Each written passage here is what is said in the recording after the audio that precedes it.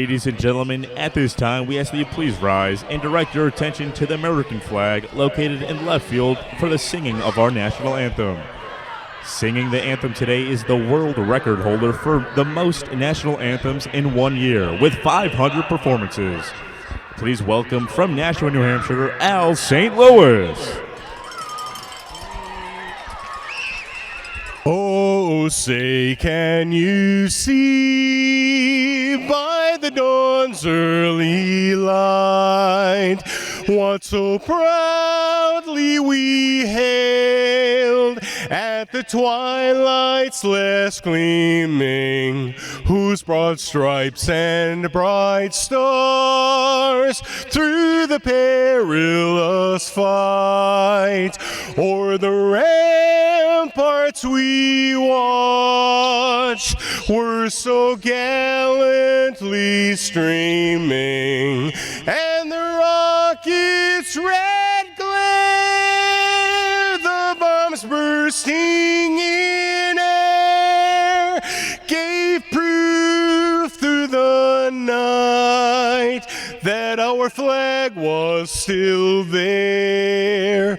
Oh, say does that star-spangled banner yet wave o'er the land of the free and the home of the brave?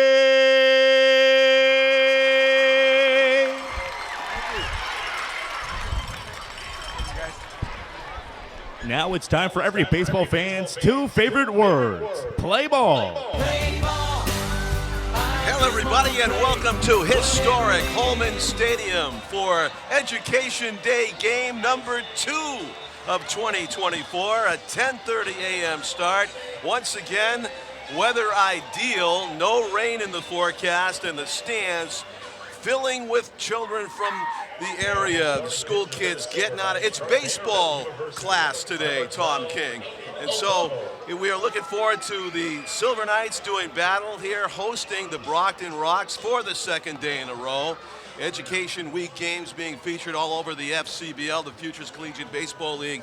Depend on these gates to add to their attendance totals for the season, and they're usually very well attended. Congratulations to the two teachers and a principal, I think, from Mr. Pearson from Elm Street Elementary, who threw from the rubber. The first pitches were tossed out today by the educators. Kimberly Bonifilio of Pawtucketville threw a strike from just in front of the mound. I think it's Elm Street Junior High.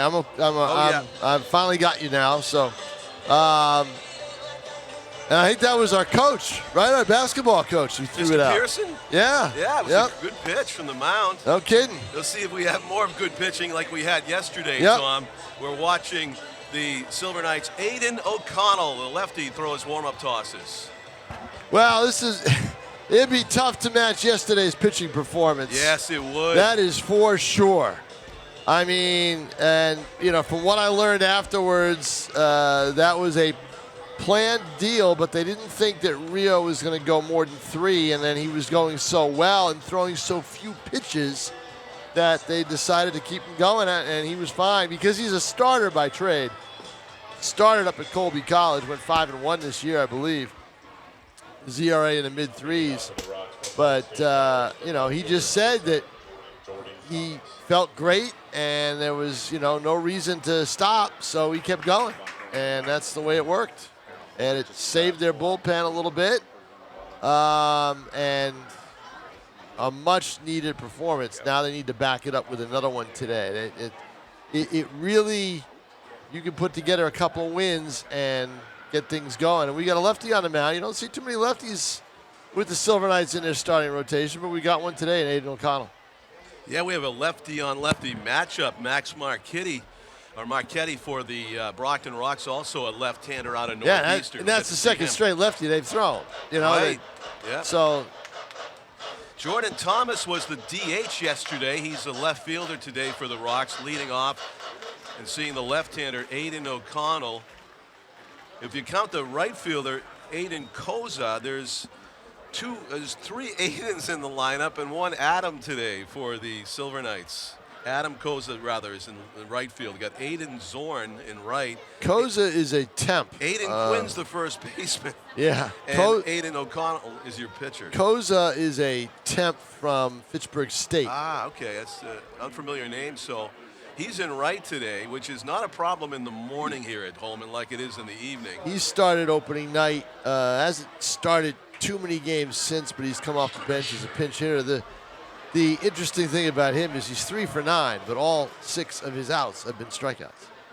Interesting. And that's a strike 3. Speaking of strikeouts, Tom, O'Connell paints the outside corner, and a grimacing Jordan Thomas got caught looking. 2 to left-hander. And Thomas just says something. It looked like a great pitch. It did. Thomas just says something to the next hitter. Okay, what am I looking for here? And so Eli Smith from Monroe University steps in there. He's the 3rd baseman again today. Now, what's interesting is they're kind of required by the league to list their next day's pitcher in their reports, in the box score and everything else. So, Joe Long has obviously had some time to prepare his lineup, knowing that he's going to face a left-hander. So if you look at the bat grip here for Eli Smith, Tom, what do you notice? It's interesting. What do you notice about that? Hands on the bat. Hands on the bat, but he doesn't have a glove. Exactly. You don't see that very much anymore. You don't. Bare-handed, bare-knuckled approach.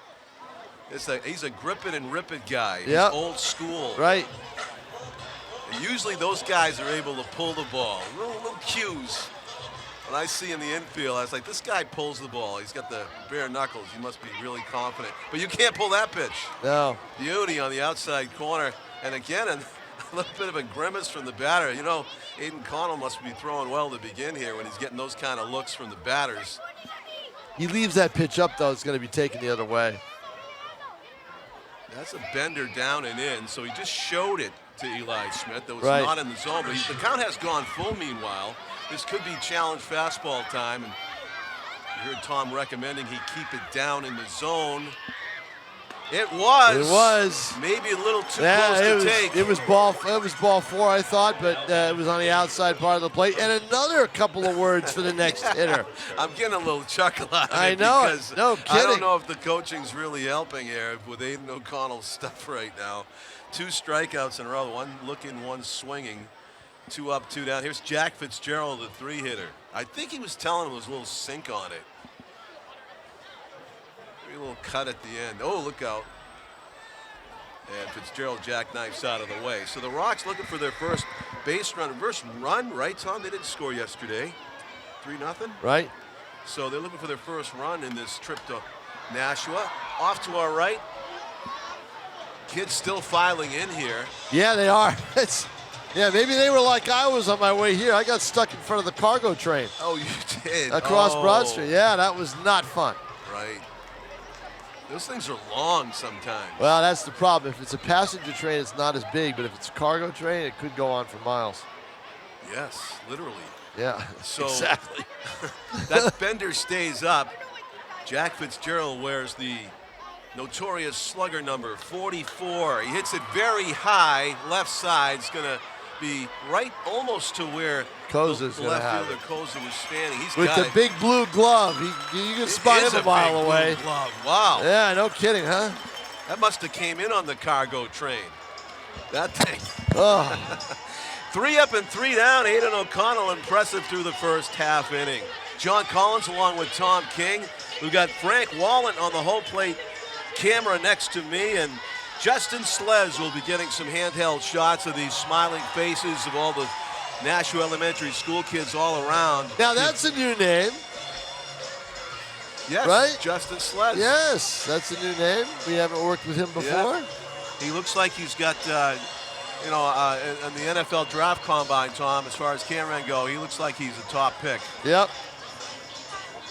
Very agile, and hopefully we'll be able to keep up with all these kids here from the McAuliffe School, from Fairgrounds Middle School, Amherst Street School, Stockclosa Middle School, Elm Street, Barca, Nashua North High School represented here today. They got 30 in their group. Wow, they have a big day. They want to come back for that night game tonight. Come back for the night game tonight with Pinkerton in the Division I semifinals here at Holman Stadium. We'll have that on Nashua TV. First local team, first city team to play in the semis since 2016. Going back 8 years. Been a while. Pawtucketville Elementary's here. Second Nature Academy. Hey, Pawtucketville was here yesterday. What did they get, 2 days? They got 103 more kids here. Good grief. They're emptying out the school. I know. The Silver Knights. Up in the suites, the Dracut Council on Aging. You got season ticket holders up there, and the Fairview Senior Living Center. The Fairview. Yes, they have right done across that. the street from Hudson Station 4. They have done that plug. They have done that for the living centers and the senior centers. While it's Kids Day or Education Day, they also have opened up the suites to those groups so they can come and enjoy the day at the game. So you got the young and the old here today. You do, and I'm sure it's a treat for the seniors to share the ballpark atmosphere with the youngsters. Yeah, as long as they're far enough away, right? Yeah. They're in the suites upstairs. As long as we don't have to go down and participate in the dizzy bat race. Right, exactly. We're all set. Oh, boy. So leading it off is the all-talented Tommy Allers, the center fielder for the Silver Knights, trying to start the day off with a bang here against Max Marchetti from Northeastern, whose first offering up, it misses up and away for ball 1. Tommy Allers, who plays his ball for Keene State in the bucolic, beautiful setting over there in southwestern New Hampshire. Big, the line, down the line, right, Tom? Remember yesterday? Look at that. Look at that, it's even bigger now. I know it. I mean, if he hits a check swing over there, that's an easy double.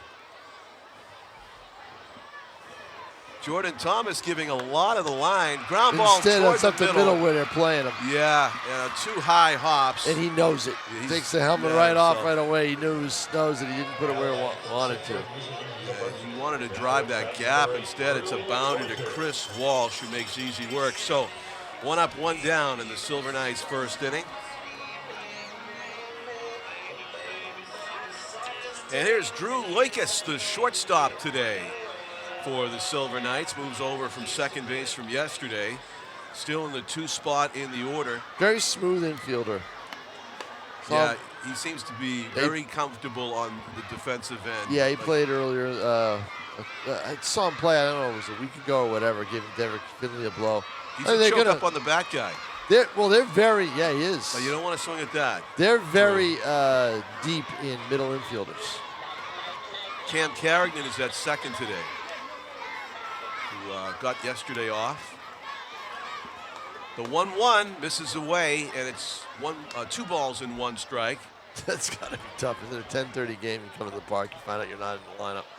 Yeah, especially when you hear "Put me in, coach." Yeah, I know it. Blaring over the loudspeakers with a big crowd in the stands. They only play 9 guys, and they have a lot of guys. Yeah, and also they've changed up the lineup a lot for the ROX today. Yep, they have. I know a lot of names we didn't see yesterday. The 2-2. But that's good. That's what you want to do. Yeah, especially early in the season. You're still trying to suss out the identity sort of the everything team. out. I was told by one executive in the league, there's 3 different rosters that you have. You have the one in the beginning where you have a lot of temp players, a lot of players just holding spots. Then you have the one in the middle, which is your regular lineup during the middle of the part of the season. And then you have the playoff roster at the end where you bring in the ringers. You bring in the guys from maybe the NACBL who are done, or the guys who, because you've got other guys who have left, they have to go back to school early, so you got to replace them. It's, constant overturn in the roster. Swung on and missed as Marchetti elevated, and Loikis tried to get up on it and could not. Well, we seem like we're headed for another pitcher's duel here at John Collins. Early indication is just that. Aiden Zorn trying to change that narrative here as he steps in with no on and 2 out in the bottom of the first inning out of Penn State University. You may have heard of it. Lefty versus righty. sort of like a, except for the red, right? You don't have any red in the Penn State uniform. He's got the black and white going. Right. Away. 2-0. Hitters count here for Aiden Zorn.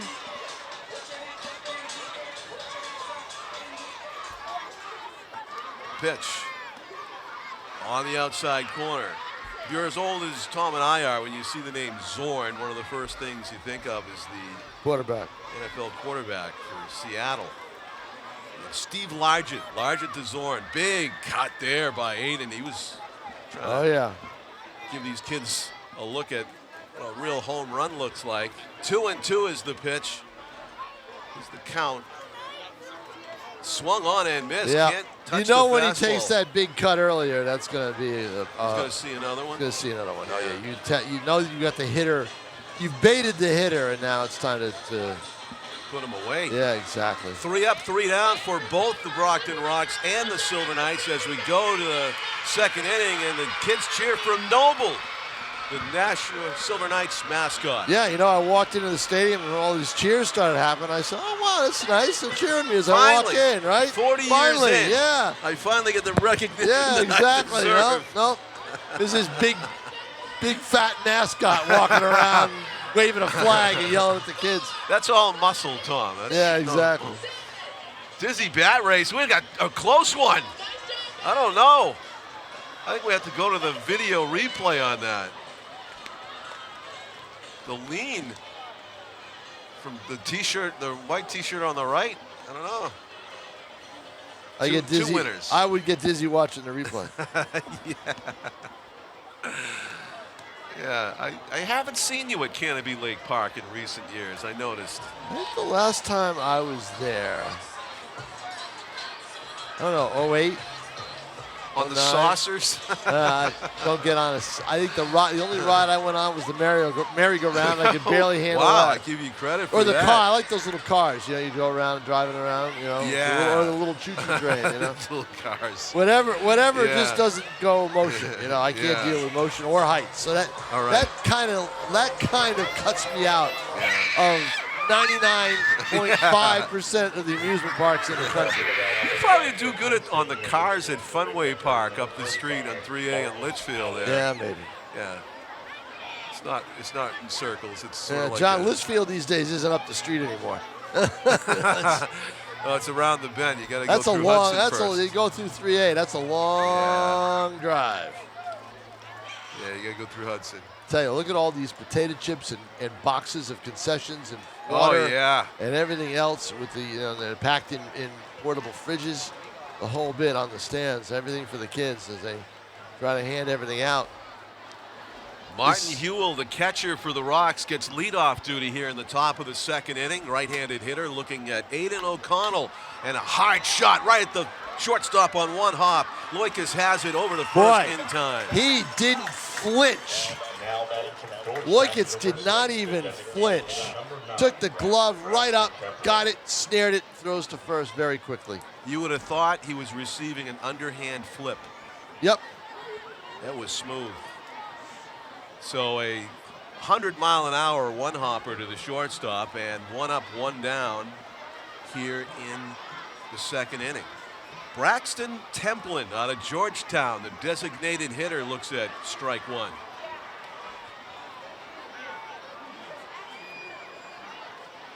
And perfectly positioned was Drew Loikis for that Yes, he was. shot. Right at him. He didn't have to move anywhere, which helped. 0-2 as Aiden O'Connell owning that outside corner in the early going.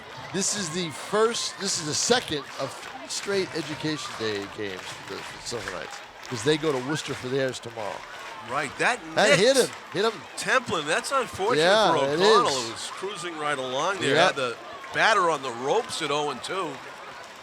You know what? I've watched a lot of these hitters in this league over the last couple of weeks. There is some clear crowding of the plate that I've seen. Saw it yesterday. There is not much room on the inside part of the plate. And here you go again. Yeah, right on top of it. Look at it. That left elbow is right over the outer half of the plate. Yeah, the knob is on the inside. And I'm at an angle. I'm at an angle, and I can pick that up. Right, the knob of the bat right there is right on the inside corner. I'm angled to the right, and I can still see it and measure it that way. Yeah. Daring the pitcher to come inside, and guess what? Aiden O'Connell bends it on the inside corner for strike one to Connor Campbell, the center fielder for the Rocks. They got Braxton Templin on at first base. There were some really cautious leads yesterday with the left-hander on the mound. I'll tell you what, though, there's nothing cautious about Brockton. They like to run. Yeah. They will run. They ran yesterday. It's tough to get a good read on a lefty you don't know, though, right out of the gate. True. And that's enough sometimes to stop runners. But then you get the guys that just guess and go first move.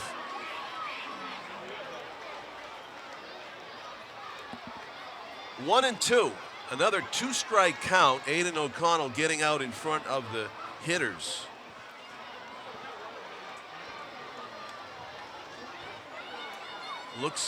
Stares down the runner. The runner's look inching where that his foot way. is, though, John. Oh, Yeah. he was. Yeah. Kind of an upright stance, though, over there. If he ran out of that, I would have been surprised. Yeah, I tell you, if I'm O'Connell, I flip over there a couple times. Yeah, just to show it and keep him honest, so to speak. So tough for a lefty to have a really, really solid move because they see it coming right away. Here's the one where you just take off first move. Right. He didn't do it. No, I thought he was. Me too. Strike three called, meanwhile, Yep. and another look of consternation on the part of a Brockton ROX batter who gets caught looking. Aiden O'Connell right there on that outer edge. Well, remember what we told you about the crowd, John Collins, what was expected today. Those kids arrived to fill in that left field, that third base side. Yeah. Yikes. And they're also the part of, there he There goes. he goes. They got him picked, and they can't handle it at first. They had him picked off. I saw Aiden Quinn steal a look as he was receiving the And ball. I'm eyeing the play at second to take a shot from here, and I didn't see whether the first baseman should have caught that ball or not. He should have, Tom. It was right in the crook of his catching elbow. Should have been an error on the play. He stole a look at the runner. He just took a peek. You could see his head kind of go towards second base, and then the ball hit him sort of above the glove in the arm. Don't know if there's no error up there yet, so. Yeah, I mean, you can just go with a stolen base on that. Probably. Because where the runner was, he was 2/3 of the way. That was what was making Aiden Quinn nervous because, there he goes to third, and he's going to steal that one too. Told you they're running. They're off to the races. Yep. Told you. Braxton Templin steals second and the third catcher on is a little consecutive shaken pitches. up by that. Oh, he was. Yep. Yeah. Kevin Connolly needs a moment as he goes and talks to his pitcher. That was probably a cross-up. Joe Lawn checking to make sure that wasn't a foul ball.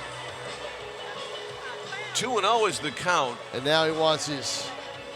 On the scoreboard. Yep. Yeah. And Joe Long gives the swing away sign, which tells me maybe the opposite. Oh, right. Square to bunt. Strike on the inside corner, 2-1. That'd be the perfect trap, wouldn't it? I mean, the perfect decoy. Yeah. I mean, there is no thought in Ty Normandy's, our third baseman's, mind about a bunt right now. No, there isn't. 2-1 count here to Connor Vercalone. Big swing and a miss. It's 2-2. I'll tell you what, if he throws that again, he'll probably get him. And that would be the third out of the inning. So despite the antics of the base runner, Braxton Templin, he could be stranded at third depending on what happens with Vercalone. Strike three, swinging. Boy. And so the Rocks get a runner to third, but that's it. That's it. All right, John Collins, down I go for a few game action photos, and presuming we get anybody on base in this game besides this one runner. That could be a tall task. Tom King, hurry back. Holman Stadium, the scene, Education Day game, the scenario, and it is a stands filling up with Nashua area school kids here on Nashua ETV. John Collins along with Frank Wallen on camera next to me. Justin Slez getting the handhelds down on the field. Pete Johnson, our executive producer, is alongside. And we've got this is a fun thing to watch. The water balloon toss saw a clear winner yesterday. And the winner was, I believe his name is Justin, the pitcher that's nearest to us. But he's already out. Our winner from yesterday, the Silver Knights player on the left, is already out. So few balloons are still alive as they take a step back on each toss. There goes one. We have a winner. There we go. Clear winners.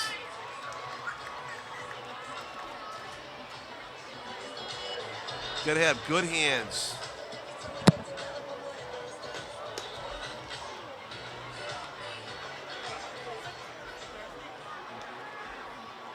Leading off for the Silver Knights from UMass Lowell, the designated hitter number 33, River Hart.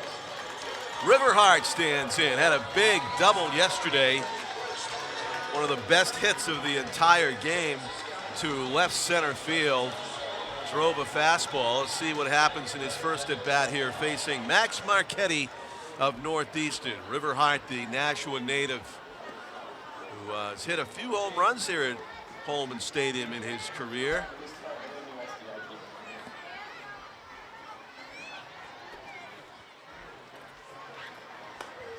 Looks at a ball and a strike. 1-1 is the count. River DHing today for the Silver Knights. Aiden Quinn and Ty Normandy also due up for the Silver Knights in this inning. A generous strike call over the outside edge for Marchetti. River calmly questioning that call to the home plate umpire about the width of the zone. And he has to protect on that one. It was in the same plane right there, about a baseball off the edge of the plate, and spoils it. 1-2. Let's see what Marchetti comes with here. Will he go soft stuff after a couple of fastballs? Yeah, and he jams hard, and he's going to pop out to the shortstop. 1 up, 1 down for the Silver Knights here in the second. Al Batty from Lehigh University, the first baseman. The chess game within the game between the pitcher and hitter. Won that time by Marchetti. Now he works with Aiden Quinn. And Quinn swings through that pitch on the outer edge. Marchetti, not much fuss or bother in between pitches. He comes set, kicks and throws. Strike 2. A fastball that's giving the Silver Knights batters all they can handle so far today. We haven't seen much contact on that heater from Marchetti. And there's number 3, a 3-pitch strikeout for Max Marchetti of Aiden Now Quinn. batting from Delta College, the third baseman, number 54, Ty Normandy. Ty Normandy, the third baseman from Delta College, getting his first at bat of this morning's game.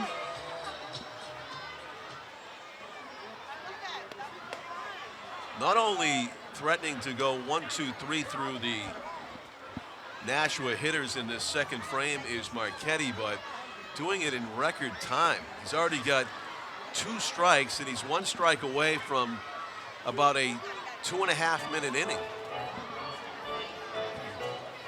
The 0-2. And he looked like he wanted to blow the hitter away, and it just released it too early. So it's 1 ball and 2 strikes. Missed way outside to Normandy. Try to get cute with the outside corner there, and it's 2-2. So no put away pitch yet from Marchetti. This is one where Normandy's got to be geared up for the fastball down the middle. There it is. Low. Good take. Below the knees for ball 3. So at 3-ball, 2-strike count. Marchetti delivers. Strike 3 called on the outer edge. A slider that came back. Hugely impressive inning for Max Marchetti, the lefty from Northeastern. Sets down the Silver Knights in order with a pop-up and 2 strikeouts. to the bottom, top of the third we go. Fast-moving game so far here at Holman Stadium. The Brockton ROX are set to send up their 8-9, make that 9-1-2 hitters.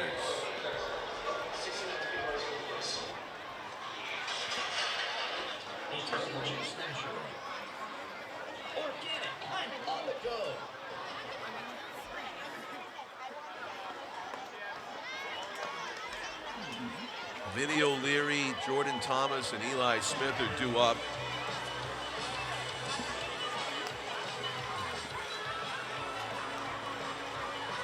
One of two O'Leary names on the roster of the ROX. The other one's Sean O'Leary. And I don't know if they're brothers or not. Tom and I were joking, it might be an Italian-Irish household like it is at my house. You got Vinny and O'Leary. And more traditional, I think, Irish name Sean, S-E-A-N O'Leary on the roster as well.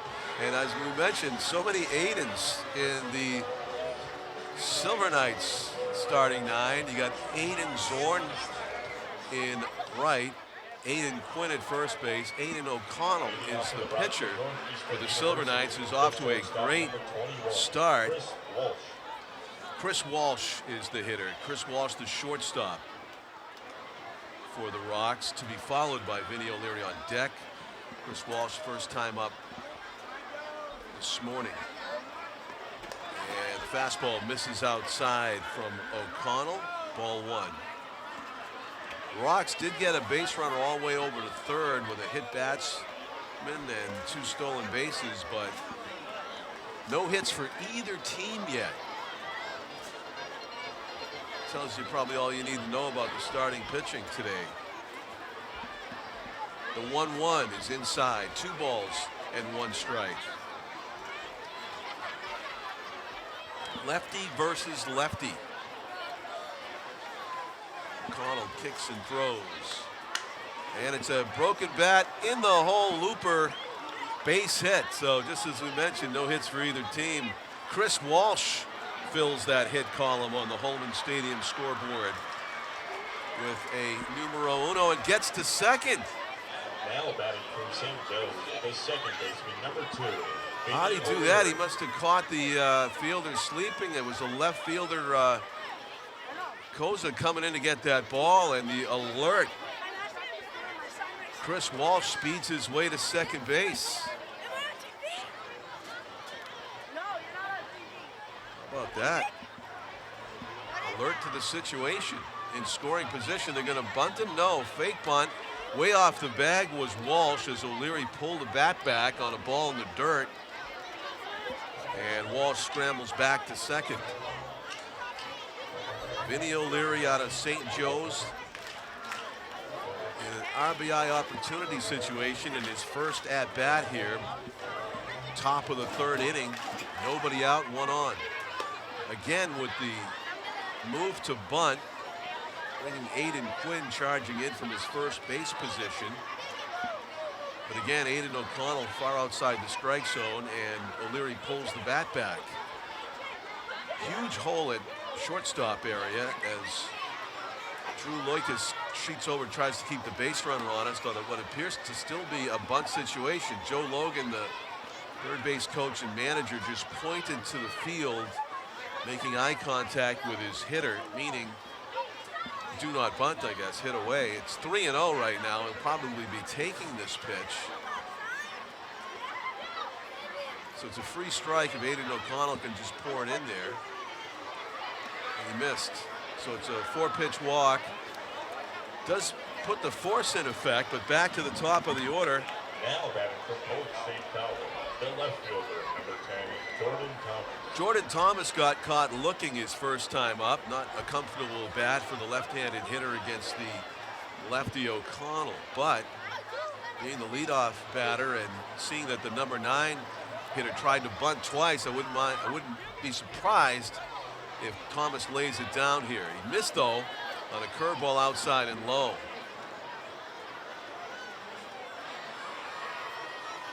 Logan kind of giving him an 80-foot lecture about calming down in the box and not offering to bunt pitches in the dirt. I think that's what the hand movements and lip reading was there. Don't try to bunt those kind of pitches. 0-1 is the count, though, to Jordan Thomas. He's going to try to bunt again, and he gets hit by the ball. O'Connell made it easy for him. It was a very uncomfortable bunting situation for Thomas, so clearly he doesn't bunt a lot. And he got hit by that pitch, so he didn't have to worry about getting the ball down. Instead, it's a worst-case scenario for Aiden Connell. He loads the bases with nobody out. That was his second hit batsman of the ball game. So Chris Walsh is at third base, Vinny O'Leary at second, and Jordan Thomas now at first, and Eli Smith. Big third baseman for the Brockton ROX, has a chance to do a lot of things here. Drive in a run, drive in the first run of the game, drive in the first run that the Brockton ROX have scored in a couple of days here at Holman, and also put the ROX on top in this scoreless game with nobody out. The infield in at the corners, back in the middle, hoping for a double play. The first pitch misses far outside. So the command that was right there for O'Connell in the first two innings has abandoned him here in the third inning. He's having a very difficult time locating in the zone. The 1-0. That's right in there. 1-1 is the count. To another grip it and rip it guy, Eli Smith, bare knuckled on the bat, looking for a pitch he can drive here on 1-1. It's a fastball, and it is just off the plate. 2-1.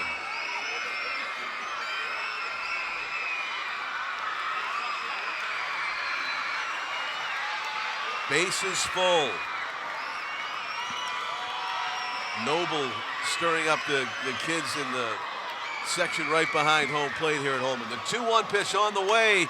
Base hit to right field. Through the hole. It's going to score 2. Here's the throw from right field. It's up the line. 2-0 the ROX lead as the ball gets away. The batter will go down to second base. So 2-0. ROX on top on an RBI, 2 RBI single for Eli Smith, coming through in 2 spot in the order. Silver Knights had no chance to stop that. Hard hit ground ball. It was perfectly placed as Smith went with the pitch. A fastball away and hit it hard to right field. And he ends up on second base. Jordan Thomas is at third. 2 runs in for the ROX as they try to keep the line moving here with Jack Fitzgerald, first baseman. Big swing and a miss on the first offering he sees here. Second time up for Fitzgerald. He flied out to left in the first inning.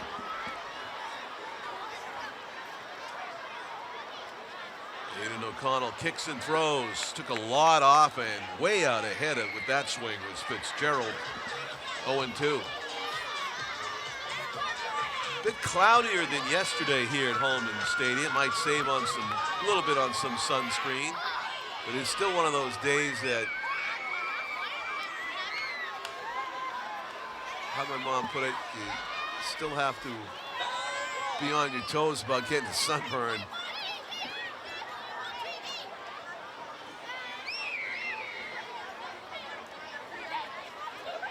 The sun's filtering through thin clouds here at Holman. Very high and right. It's going to be a RBI opportunity as the ROX tag up. That ended up being a pretty deep fly ball. Look at that throw uncorked by Aiden Zorn in right field for the Silver Knights. But meanwhile, Jordan Thomas comes across home plate on a sac fly by Jack Fitzgerald. So a 3-0 lead for the Brockton ROX. Big inning here in the third. And Martin Hewell, who grounded out to shortstop his first time up, a rocket of a ground out. It was a line out that just happened to touch the dirt at the very end, right into the waiting glove of Drew Loikas. The 1-0 pitch, big swing and a miss. 1-1. 1 out only here in the Brockton ROX third, which means another fly ball could score another run from third base. Instead, swinging through that, Hewell seeming to have trouble catching up to the fastball. Might see it again. The 1-2 pitch. Bounded to the mound. He's going to come home with it. And the tag out at home. That was a close play because the soft toss from O'Connell was a little bit toward the first base side, but Kevin Conley was able to snatch it and come back to his left and make the tag on Eli Smith on his left thigh, although the foot was pretty close to the plate when the tag was applied. That's one of those plays that the pros would take a very close second look at, but here the ball did beat him by a lot, and there was no argument from the ROX there on the tag from Connolly. So fortunately for the Silver Knights, they're able to cut one of the runners down at the plate. Still a 3-0 game now with 2 outs. Runner at first. And Braxton Templin up there for the ROX. Strike call from the outside corner. Did not like that call. 1-1. Aiden O'Connell has thrown a lot of pitches here in this third inning, and there is activity in the Nashua Silver Knights bullpen. Runner dancing goes, got a way late break, but the pitch goes to the backstop, so there'll be no chance for Kevin O'Connell to throw anybody out. I don't know whether Hewell's dancing distracted the pitcher O'Connell at all, but sure lost the handle on that one, and a very late jump for Hewell. He gets away with it. Stolen base. Pitch. Hard hit ground ball up the middle. It's going to go through. Logan's going to wave home the base runner. The throw to the plate is a good one, but it's late. And 2 seconds on the throw goes the hitter. 4-0. The Brockton ROX lead it. A big crooked number here in the third inning. Templin comes through in a big way with 2 outs. And Connor Campbell, who was a strikeout victim, one of 4 strikeouts through the first 2 innings for Aiden O'Connell, but he's not going to make it through the third. Aiden goes 2 2/3 innings, but he'll have to hand the ball to Kyle Jackson as the Silver Knights manager makes a pitching change with 2 outs here in the third. Supportive teammates come out to greet Aiden O'Connell on a really great first 2 innings, but a train wreck of a third as he gave up a double to Chris Walsh, walked, and hit the next 2 batters. That's what really ruined his, I was going to say afternoon, his morning there for Aiden O'Connell. That walk and the hit batsman that really set this rally up. Especially the hit batsman who was trying to bunt, give himself up on first and second with no out. And that set the table for what has become a big inning.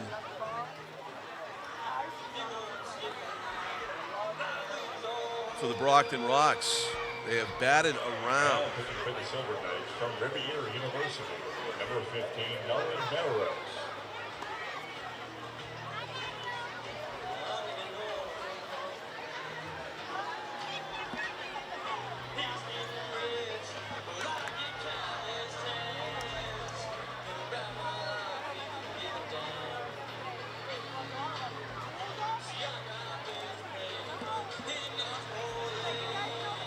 Nolan Medeiros on in relief for the Nashua Silver Knights.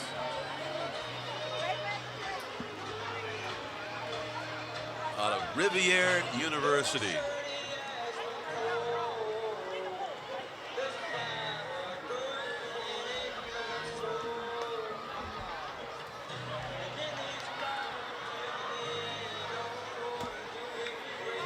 Coming into a situation where got a runner in scoring position, 2 outs, 4 runs already on the board for the ROX. This would be icing on the cake if they can get this 5th run home here with 2 outs.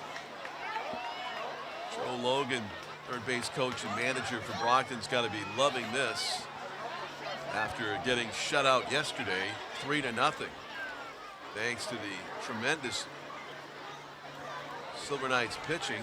Tommy Ryu going 5 innings in relief for one of the best relief performance by a Nashua Silver Knight that Tom King said he's ever seen here at Holman. That was yesterday. Of course, Ryu, normally a starting pitcher, sharing the duties yesterday with Will Perkowski, who was also excellent. Strike on the outside corner, so 1-1 the count. Joe Logan instructing, I think, his hitter not to take any more fastballs in the strike zone, I guess. The 1-1 pitch, and there was a fastball in the strike zone. The runner was moving on the pitch, trying to steal third with 2 out. Not something you see very often, but he got a monster jump. So back to the bag will go Templin. It's Connor Campbell, the hitter, the center fielder, staring at a 1-2 pitch forthcoming from Nolan Medeiros. Checks the runner a long time. Nobody's really keeping him that close. Ground ball fouled to the on-deck circle. Connor Vercalone bare hands it.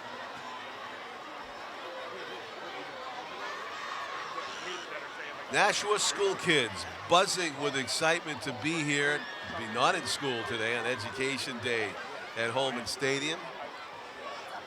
Pitch. Late break, strike 3 call to the inside corner. A great pitch there from Nolan Medeiros, who does great work in relief. Comes into the game and immediately shuts down the Brockton offense for out number 3. Caught looking. So we go to the bottom of the 3rd inning. Silver Knights have some work cut out for them offensively, as they trail by 4 runs suddenly with a talented left-hander on the mound in Max Marchetti out of Northeastern. See what's going on down in the field. The tug of war involving a handful of Silver Knights players and a whole section of fans. Not quite. This one's a little more evenly matched than yesterday. Not enough kids on that right side. That's not fair. I don't know what is. I don't think Noble's helping. If that's a noble effort, we'll have to rewrite the definition, because I don't think he helped the hometown team players there who lose the tug of war to a crowd of fans. We're between innings here, Nashua ETV, as we go to the bottom of the 3rd. There's 4 on my mind because it's a 4-0 Brockton ROX lead.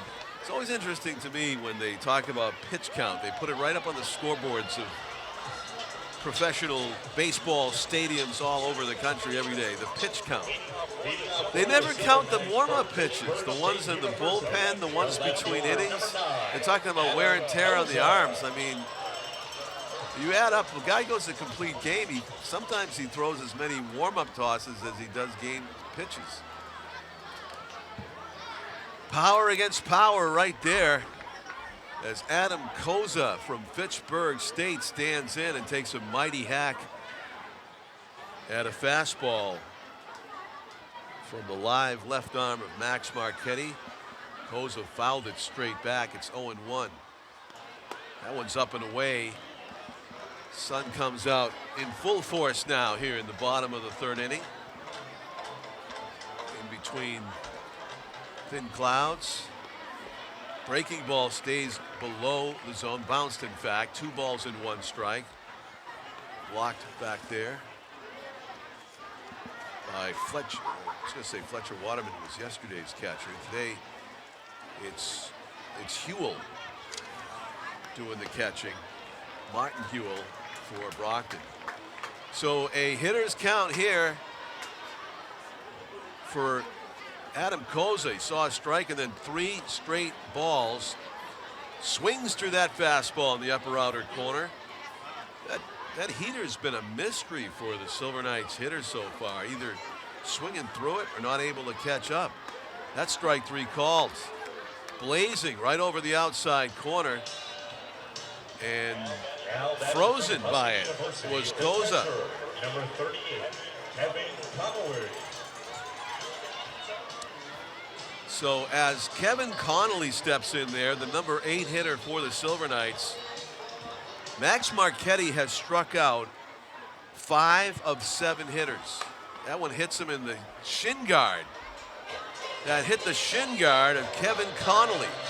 Wow, if ever a shin guard was well placed, that was it. And I'm pretty sure that's there for foul tips, for balls batted off of his own leg, not for hit by pitches. That's exactly where it hit.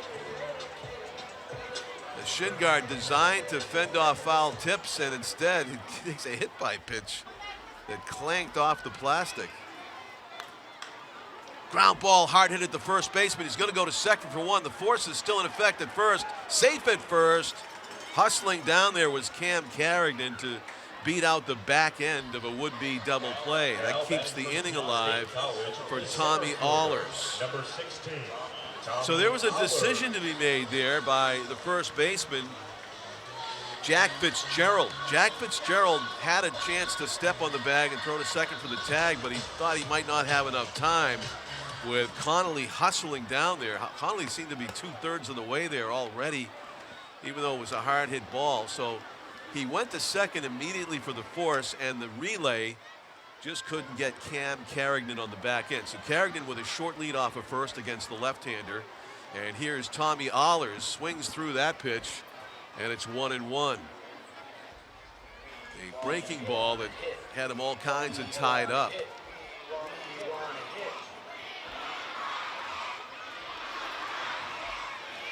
So the first chink in the armor for Max Marchetti, a hit batsman. He had struck out 5 of the previous 6 hitters before he hit Connolly with that pitch. Base hit to left field by Allers with 2 out. Stopping at second base is Carrigan. He reached on the fielder's choice. Tommy Allers with a nice base hit. That was actually the first hit of the game for the Silver Knights. Second time through the order, maybe more good luck for Nashua. Troy Loikas, the shortstop up there for the second time, struck out swinging in the first inning. Marchetti having to check a runner at second for the first time as he gets a swing and a miss from Loikas on a fastball over the outer edge. Silver Knights threatening here, trailing 4-0. They'd love to get at least one of these runs home with 2 outs. A base hit from Loikas here should do it. The outfield is pretty deep, especially compared to where Gabe Pitts for Brockton played center field yesterday. Lawrence Welk is in the house, Frank Wallen. The bubbles, the bubble machine. I don't know if any of the for people watching, I don't know if you know who Lawrence Welk was, but he was the orchestra leader on Saturday night's TV for about 30 years, I think ending in the 80s. Pitch on TV, and the bubble machine was a staple for some reason. Have this professionally trained orchestra playing, and they crank up the bubble machine for all the dancers. I think it predated American Bandstand. It's also going back. The 1-2 pitch. Foul straight back. Challenge time there at the top of the zone. And if I remember, Drew Loikas got caught chasing up high his first time up. He struck out on a pitch that was clearly above the strike zone. And Marchetti's revisiting that right now. He's throwing more high fastballs. The 1-2. Swung on and missed. The breaking ball gets him this time. And the Silver Knights strand 2 base runners. Marchetti with strikeout number 6 through 3 innings. And his teammates will congratulate him on spinning a one-hitter through 3 with 6 strikeouts. So we go to the 4th inning here. It's sun-splashed Holman. For my family's future, I go to St. Joe. One of the quirks of baseball stadiums is the outfield configuration. Seems like almost every park you go to, completely different measurements, center field, left field.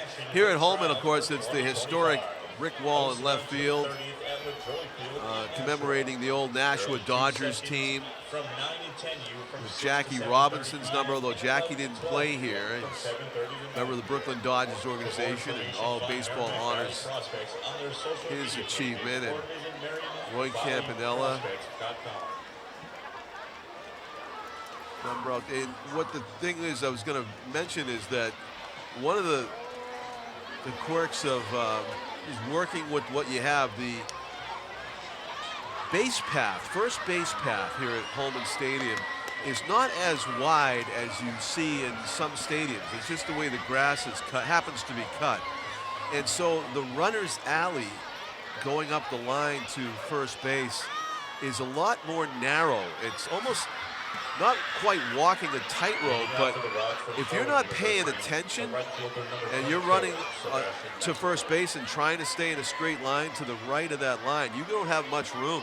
You have to stay within almost one of those NFL combine ladders. And that is a one pitch, one pop up to first base by Vercalone. Connor Vercalone, first pitch swinging for the Brockton ROX, got jammed on the pitch, and backing up to make the catch was Aiden Quinn at first base. So one up, one pop up, and one down here in the 4th inning for the Brockton ROX. And that 3rd inning, John, was an example, and I'll tell you this after this play.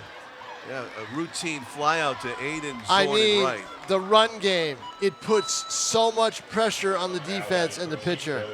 You could tell that with the runner on and the bunt and everything else, all of a sudden Aiden O'Connell became a different pitcher. Night and day from first to second innings. Different pitcher. The run game, and these guys run. He stretches out a base hit into a double, right? To lead off. Joe Long has got the right idea, last year they really suffered. They only won about, 15 games. They had a horrendous season. So obviously they retooled the roster, but Joe, of course they always do every year, but Joe Long, they didn't run like this last year under Long. They're running this year. He's got them going. They get on base. They're not staying there. They're moving. Going to the next one. They are moving one way or the other. Nolan Medeiros is one pitch away from a lightning fast inning, and of course this is up and away. Yeah, you jinxed him? Yep, of course. Vinny O'Leary, the 9-hitter, walked and scored. John, it is madness out there. Is it? It is madness out there. Tell me. It's just a lot of kids. Whoa, nice play. Snagging that line drive, Cam Carrington with a nice play to end the inning. Defensive play of the game so far. And that gets the Silver Knights, man. The left fielders thinking Adam Koza's like, I just ran out to left. I'm still out of breath from that. Right, and exactly. Has to run back in. Nolan Medeiros getting the job done so far in relief. Yeah, he is. He's been in relief a few times this year, and he's done pretty well. He's done okay. Riviera University and former Nashua South pitcher. Was the smell of popcorn and hot dogs and copper tone sunscreen in the air? I'm afraid to know what I was smelling. Oh boy, it is. It is very, very, very crowded out there. You cannot maneuver around the stadium. Music to the ears of the Nashua Silver Knights. Oh yeah, I'll tell you what though. There's probably more work put into these 2 days than with staffing and getting extra concession help and all of that than there is probably for a whole regular season week. Right? Say they play 4 or 5 games at home in a row. There's more work put into these 2 days than it would be that. Speaking of that, Tom, do you think you could stick around and help the cleanup staff? You've got nothing else to do today, right? Boy, I'll tell you, they've got to do it fast too, right? Because Right. they've got games at 4. They've got games at 4 and 7, and where a lot of out-of-towners are going to be here. Exeter and Londonderry is the first semifinal at 4 o'clock. D1 baseball playoffs.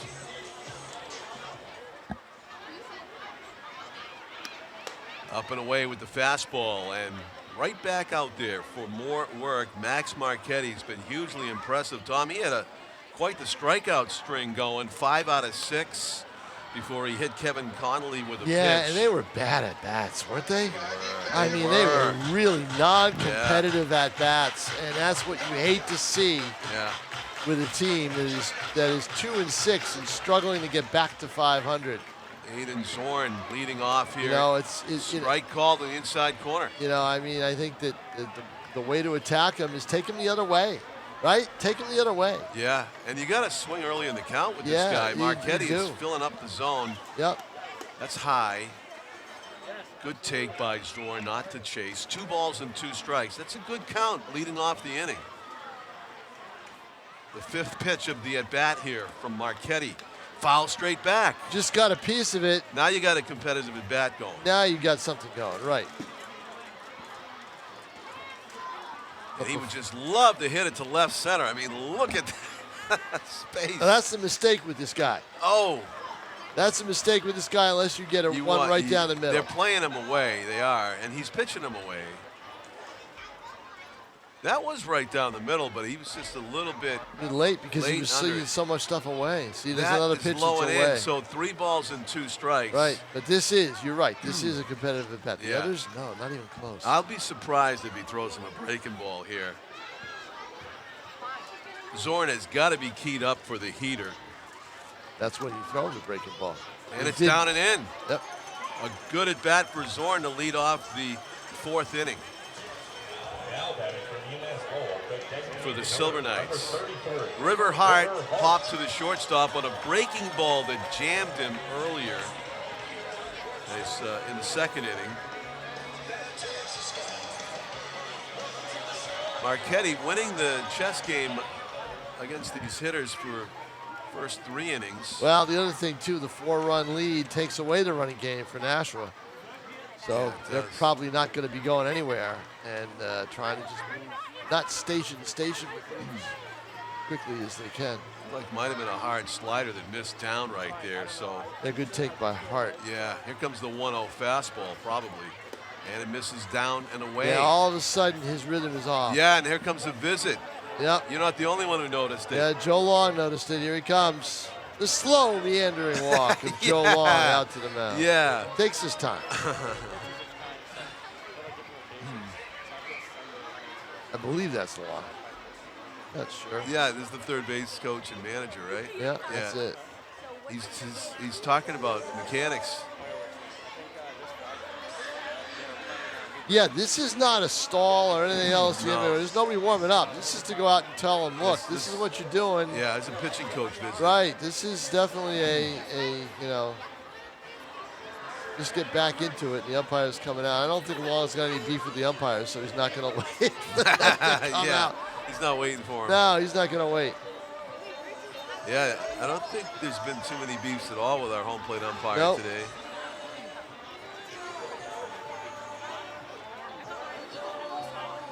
Will we see our friend Jeff Kleiner doing any of the high school games today? Or is he, I have is no he not? idea. Maybe not. Maybe. Probably. He's I would all imagine. over it. I would imagine.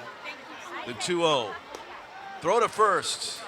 Back in plenty of time is Zorn. School I thought would be in the D3 finals. Campbell had won 16 in a row. They got pasted last night by Monadnock, 14-0. Oh, So Campbell from Litchfield is OUT. here comes the 3-0 pitch to River Hart, and easy take. He's got a 4-pitch walk. There you go. Back-to-back You know? walks, and suddenly We talked about Aiden O'Connell losing it all of a sudden in the 3rd inning. The 4th inning could be the end of the line for But see, Marchetti. here's the evidence that the base running and the base runners, threat of the run, threat of the bunt, threat of the moving parts, all affected O'Connell. Single leading off, right? Then a walk and a hit by pitch. Bunted foul.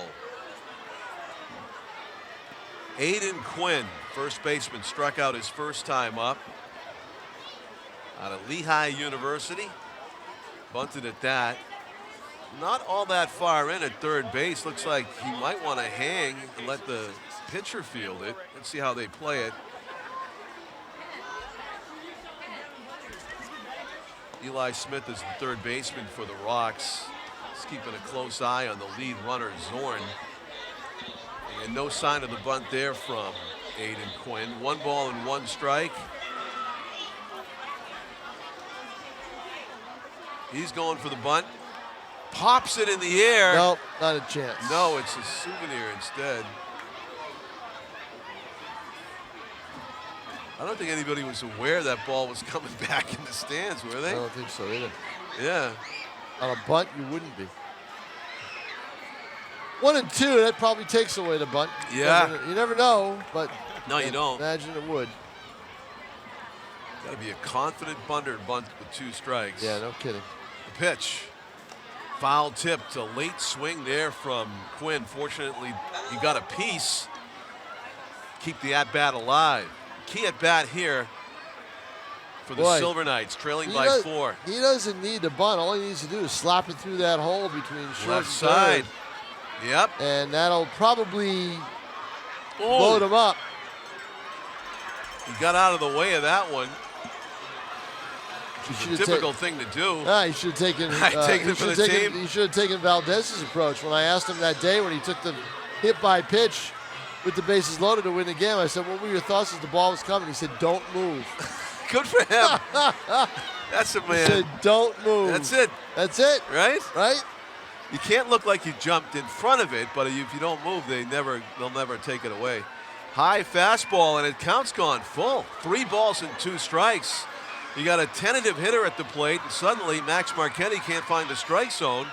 Let's see what he comes up with. 3 and 2, 2nd and 3rd. Strike 3 call. Oh, and he doesn't think so. He thought it was low and outside. I thought it was outside. So did I. Marchetti got the benefit of the doubt there, though, from the umpire. Probably had built up some credit from his earlier strikeouts, but that was a generous strike 3 calls. And a key moment in the game as the Silver Knights now have 1 out instead of base loaded, no out for Ty Normandy. Yeah, that is key. You got 2nd and 3rd here. You've got to get some runs. Gotta. Down 4-0. You got some speed on the bases. River Hart, the lead, the second runner. He's the important runner because he can get you cut the lead in half if he comes across the plate. That was a good swing by Normandy, but fortunately the pitch was on the outer edge. Again, you got that gap right over the shortstop's head. Left center field. It's wide open spaces, and no one is hitting that way. Tom, they're having a tough time just putting the ball in play. They really are. You look down at your score sheet, all those Ks. 1 and 2 in the count. Off the end of the bat. Just survived that one. Yeah, did, barely. You take a slow pitch now on the outer half of the plate, and I don't know if Normandy can handle it. 7 strikeouts through 3 1/3 for Max Marchetti. Missed high with that one. 2 and 2 is the count. 4th inning. Silver Knights trail 4-0. They got 2 runners in scoring position. The pitch. Oh, misses. Slipped out of his hand. You see that? Yes, completely. Slipped right out. 3 and 2. That breaking ball is just not working. No, for it's not. Marchetti. So now you expect a fastball. You're down in the count 3-2. Got to protect the plate here. Can't get caught looking. And he does Fouls just it that. off. He just can't straighten that out. He was looking fastball, gut fastball. Right, but the problem is that pitch is on the outer half of the plate, right? It's not something he can pull. Do the 3-2 again. In the dirt, bases loaded. Yeah, I thought that advantage was going to be good because Normandy has not thrown 2 straight strikes over the plate in this inning. It looked like Marchetti gestured to the dugout as soon as he walked the batter to say, give me another chance, give me the next hitter. Because I guess he feels like the hook is imminent. They have activity in the Brockton ROX. There's Koza up, and Koza now is all 7 of his outs are strikeouts. And he was late on the fastballs last at bat. But Marchetti's having trouble throwing that fastball for a strike now. He's having trouble throwing anything for a strike. Yeah. Let's see if he goes back to the curve here. I think he's going to stay with the heater based on the last at bat to Koza. But he hits the corner, and that draws a look from a shake of the head from Koza. That did look low and in. So it's 1-1. More heat forthcoming from Max Marchetti. Swung on and missed. And you knew Koza was going to swing, right? Yes. Because he knew that the heater was coming, and he knew that he didn't want to leave it up to the umpire. Yeah. But now Koza in a familiar place, down in the count, 1-2. This is what he's been. Jammed it, but it's going to be a run. Puts it in play. It is a run. Silver Knights are on the board on an infield grounder, jam shot, coming across the plate. Aiden Zorn. Over to third base goes River Hart. So a ground out and an RBI for Cam Koza, and a productive out, but there's 2 outs now. But still, Two runners in scoring position. That's it. You cut this lead to 1 with a base hit. Kevin Conley, how big a hit it would be here. Well, he got hit by a pitch his first time up. Takes a mighty hack at that. Lefty on lefty. This is going to be a tough one for him. Yeah, he looked like he was trying to pull an outside pitch. Yeah, this is going to be a tough matchup. This is probably what Marchetti's been waiting for here. Taking a shin guard timeout here. He asked the umpire, would that have been called a strike when he just swung at? The umpire, I think, said yes. 1-1. First base is empty, but you can see these lefty pitchers, they lick their chops when they get a lefty batter in there looking for the punch out. The 1-1. Inside, 2-1. Now he went inside on Koza his first time up. And you know what? His breaking ball's not helping him. He's got a good fastball when he gets it over. I think this is going to be the heater. And can Kevin Conley catch up the pitch? No. Took something off that, though. He really did. Just a little bit. Yeah, maybe for accuracy's sake, because yes. He did paint the upper outer corner. But now you're 2-2, and I believe that we're... Strike 3 called, too close to take. Another called third strike, which you cannot do. Look, you can't take these pitches. No. You can't. The umpire is raising the right hand constantly, right? So you know that, and again, you see Kyle Jackson, wiping his brow and rubbing his head as he comes off the field in frustration because he knows his hitters are not adjusting John Collins.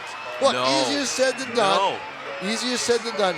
But the umpire is raising the right hand. That's a given. If it's anything close, just get the bat on the ball, protect the plate, foul it off, and force the pitcher to throw your pitch. Yeah, halfway to the plate, you got to know, I got to swing at this. Take the cue from what Zorn did to get that walk. Foul off pitches, right? So it's, so foul it, stay alive, whatever you have to do. Exactly. But you can't leave that one up to the umpire. You cannot. Okay, kids, it's education day. If a starting pitcher strikes out 2 batters per inning, every inning he strikes out 2 batters, and 4 innings have been pitched, how many strikeouts does he have? Max Marchetti has 8 through 4. 2 strikeouts per inning. And a lot of them, what we just saw, caught looking. Oh, I thought you were going to give away something. If there were 2 strikeouts per inning, like a kid gets a free hot dog or something. Well, I'm not talking to any actual kids, so you know what? We can still do it. We can still do it. If I could talk to a kid, we had something to give away. I don't think the National Start TV giving away free hot dogs, John. We're going to lose our ETV. Yeah, it's going to come out of your exactly. ETV check. Jordan Thomas is feeling good about batting for the 3rd time in this game here, only in the 5th inning as the leadoff batter in the order for the Brockton ROX. He has struck out and gotten hit by a pitch and scored. Thomas was the DH yesterday, playing left field today. And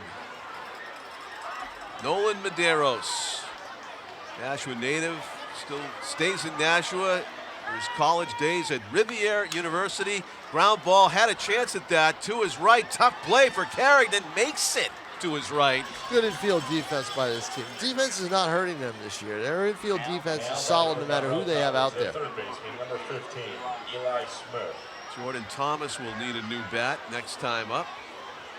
So you can clearly see the split halfway up on the broken bat dribbler that Cam Carrington made his second nice defensive play of the game, by the way. He had that snag earlier of the line drive up the middle. 1-0 is the count to Eli Smith, who's had the big hit in the game, a 2-run single. He ended up getting cut down at home on a close play at the plate. I don't know if you had a picture of that, Tom. I did, but I got to check to make sure that the automatic focus didn't get the kids behind it instead of the play at the plate. I hate that. Did not look good when I looked at it initially, but we'll see. It would have been interesting because, you know, that was one of those plays that the pros would have took a look at the replay. The tag was on the thigh, the foot was near the plate, but the ball beat him. High pop, right center, long run for everybody, and good running catch by the right fielder, Aiden Zorn. Well, coming in one big thing play. I noticed about the Silver Knights defense in the outfield, the outfielders are taking control. They've got some speed out there, and they've made a lot of catches to save the infielders the problem of the awkward moving back on a fly ball that they may not be able to catch up to or see right away. Another Education Day question. Strike on the inside corner. They're about elementary school age kids, right? Aiden Zorn. Junior highs too. I mean, all right, junior high. Yeah, you made them. You know, they should get this one. Junior high. The first pitch. Yeah. Those weren't elementary. Those were junior high teachers. Yeah, exactly. So AZ is the initials. Aiden Zorn of our right fielder today. What state is AZ? How about that question? Put that on the quiz. Strike three looking. Nolan Medeiros goes through the Brockton ROX. 1-2-3 here in the fourth inning, getting a Tommy Rio-like performance out of him from yesterday. Tom Rio in relief was terrific. And the ROX go down in order. Arizona, great baseball place.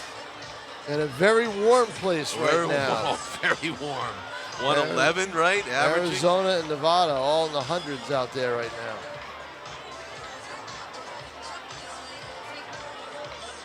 But as a former Nashua resident who I ran into and did a column on, who was out in the Super Bowl in 2014, pure blind luck that I ran into him. Said to me, I said, how do you like it? He goes, well, you know, I said, do you miss it back? He said, does the heat get too much for you? He goes, simple sentence. And I've heard this, you know, this is an old phrase. You can't shovel sunshine. That is the attraction.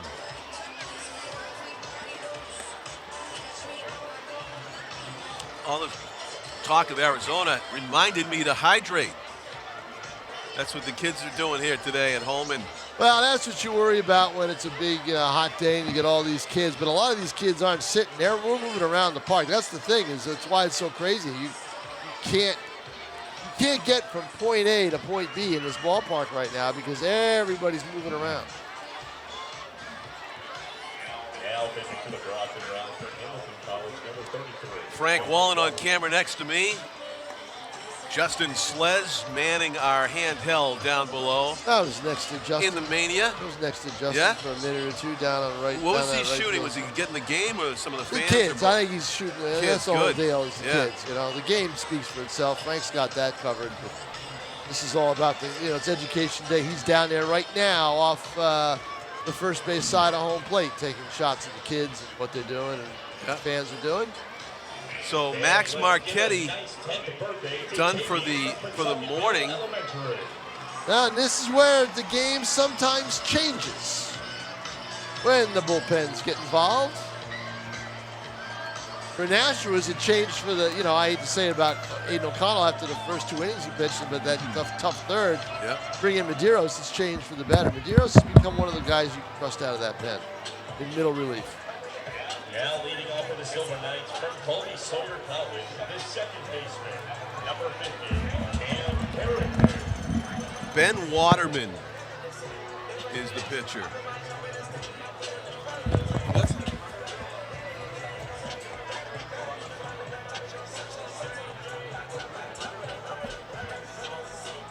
It is a little more humid than it was yesterday. Hamilton. And the sun is not quite as the sun's strong, but it's mixed with some milky clouds, so a little break. Ben Waterman from Hamilton. 1 pitch, 1 ground out for the Silver Knights, and 1 down here in the bottom of the 5th inning. So from what I've heard about Hamilton, the Broadway musical, the tickets probably cost the same as tuition to Hamilton, where Ben Waterman pitches his college baseball. Brockton ROX right-hander with the economy of pitches on that first out. Throws this one in the dirt. Do you know what they're doing in New York City right now? What? Or the governor just Educate me. the governor just put a halt to it, a temporary halt. They haven't started it yet. They're delaying it. Ground ball right side. Cam Carrington up with it on a couple of hops.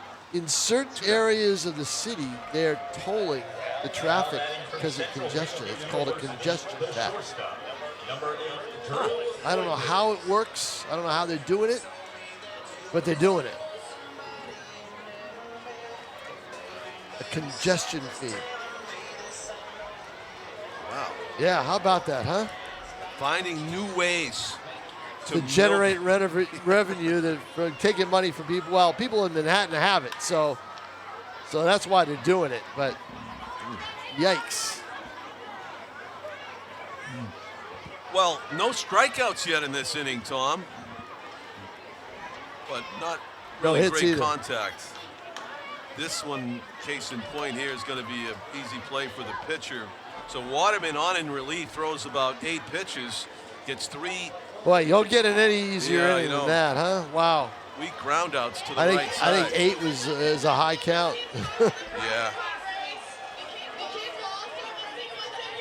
So we go to the top of the 6th, a 4-1 Brockton ROX lead here at Historic Holman Stadium. The first of 3 games to be played here today. High school baseball playoffs. It's been that way for 100 years. 1-game playoffs. None of this 2 out of 3, 4 out of 7 that the pros get.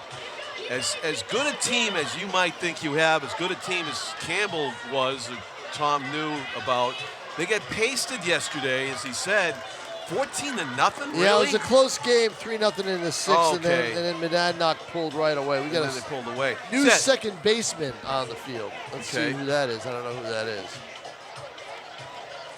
In from Cam Carrington. It might be our second baseman from yesterday. Oh, it's too low. Okay, Tulo. Yep. Number 1. So he is into the game. He's got the look of a second baseman, doesn't Does, he? yeah. Yeah. Thinking of Roberto Alomar. But yeah, one, all it takes is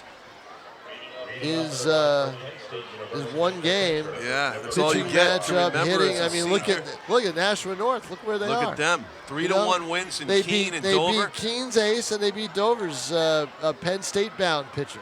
Wow. So and their own pitching did the job with just allowing 2 runs over 16 innings of tournament play. And now, of course, tonight they're going to face the ultimate test with Pinkerton Academy, the number 1 seed. You got 13 against 1. Bishop Girton softball, 11th seed, beat number 2 Winnicott yesterday with 5 runs in the 7th inning to break a 2-2 tie. So the ROX sending the There's a the pitch in order. that gap. Driven It's to left center. Nice catch. And hung right. up And a little bit too far, but now you see why they allow that gap. They got speed. Allers runs it down and does a good job not Allers to run it to Allers Koza. can find anything. He will get to anything. That was a really impressive first step. This kid is, he's the real deal. You got to take a look at him. I don't know if he's got the, all the tools, but he certainly has 2/3 of them. He's got the speed. He can hit. Not Strike sure called not on the sure outside how corner. great his arm is. Not sure about it because I haven't seen it. So, he can do the deal.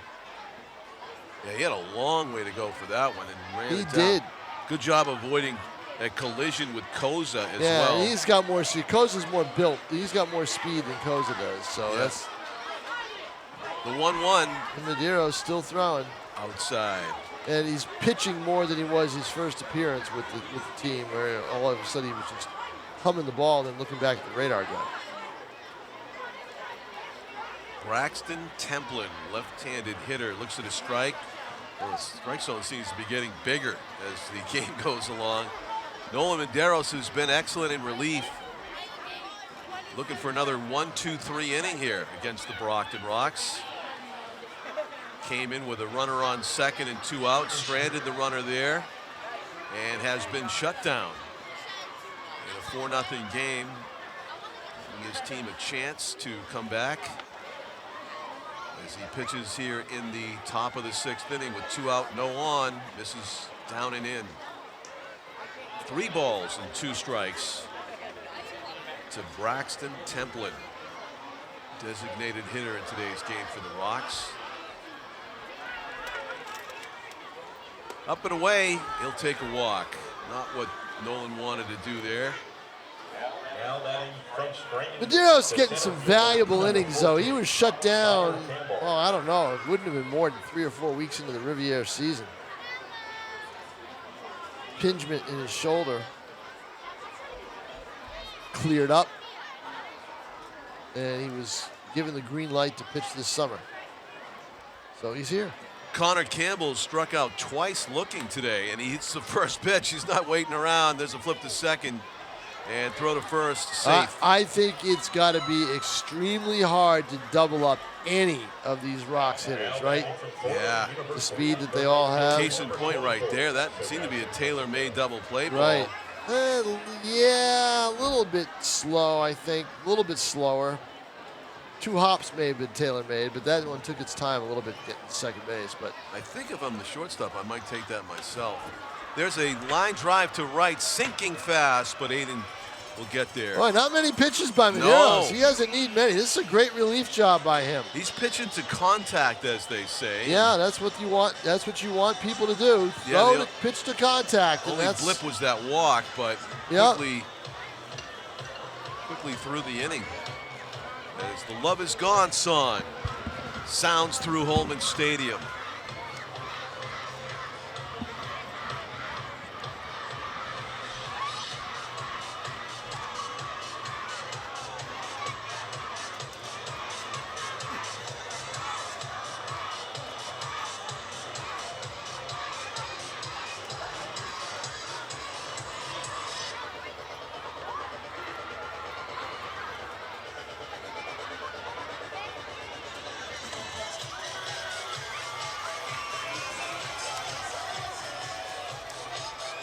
Going to the bottom of the 6th inning. Second of 3 straight 10:30 morning starts for the Silver Knights, who will go to Worcester tomorrow for an Education Day game versus the Bravehearts.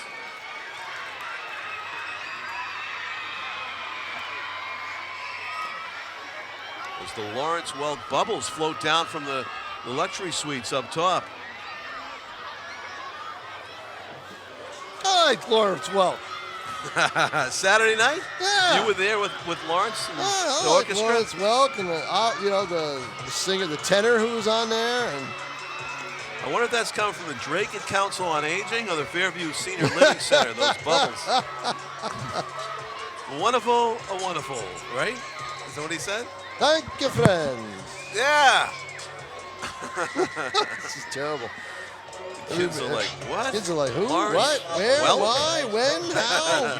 They don't even know Dick Clark and American Bandstand. None of mine, Lawrence Welk. I think it predated it. Boy. So to the bottom of the 6th inning we go. The Silver Knights need a crooked number. I don't know what's worse, John. The fact that we remember Lawrence Welk, or the fact that I was home on a Saturday night to see that's it. much worse.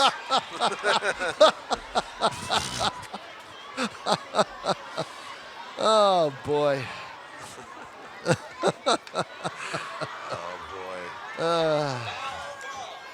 Didn't get any more exciting after that, too, those Saturday nights, did they, Tom? No, they did not. Most of them spent at the newspaper office. Now they're spent at home. That is the newspaper office for me. Is my home. So that. A lot of people made the transition, especially during COVID. Never came back. Yeah, to the I was office. ahead of the curve by 20 years, though. I was home working from home for I was a long trying time. to distract you from another caught looking, Tom. Yeah, I saw it. You did? Yeah, I saw it. So many strikeouts for the Silver Knights in this game. Hopefully they can put it behind them. Boy. Starting right now with River Hart as Aiden Zorn gets caught browsing. River Hart has popped to short and walked on 4 pitches. Facing Ben Waterman, who paints the inside corner, and River fouls it straight back. River's got that aggressive approach. He doesn't take too many pitches, first pitches either. And that one just off the plate outside. 1 ball and 1 strike. Ben Waterman out of Hamilton. Their football team would play Colby up in Maine in the fall. Misses, 2 balls and 1 strike to River. This could be noise right here if it's the fastball middle. It was, but he swung through it. Credit Waterman. Yeah, that's a good pitcher Velo. being a good hitter there. That's what that is.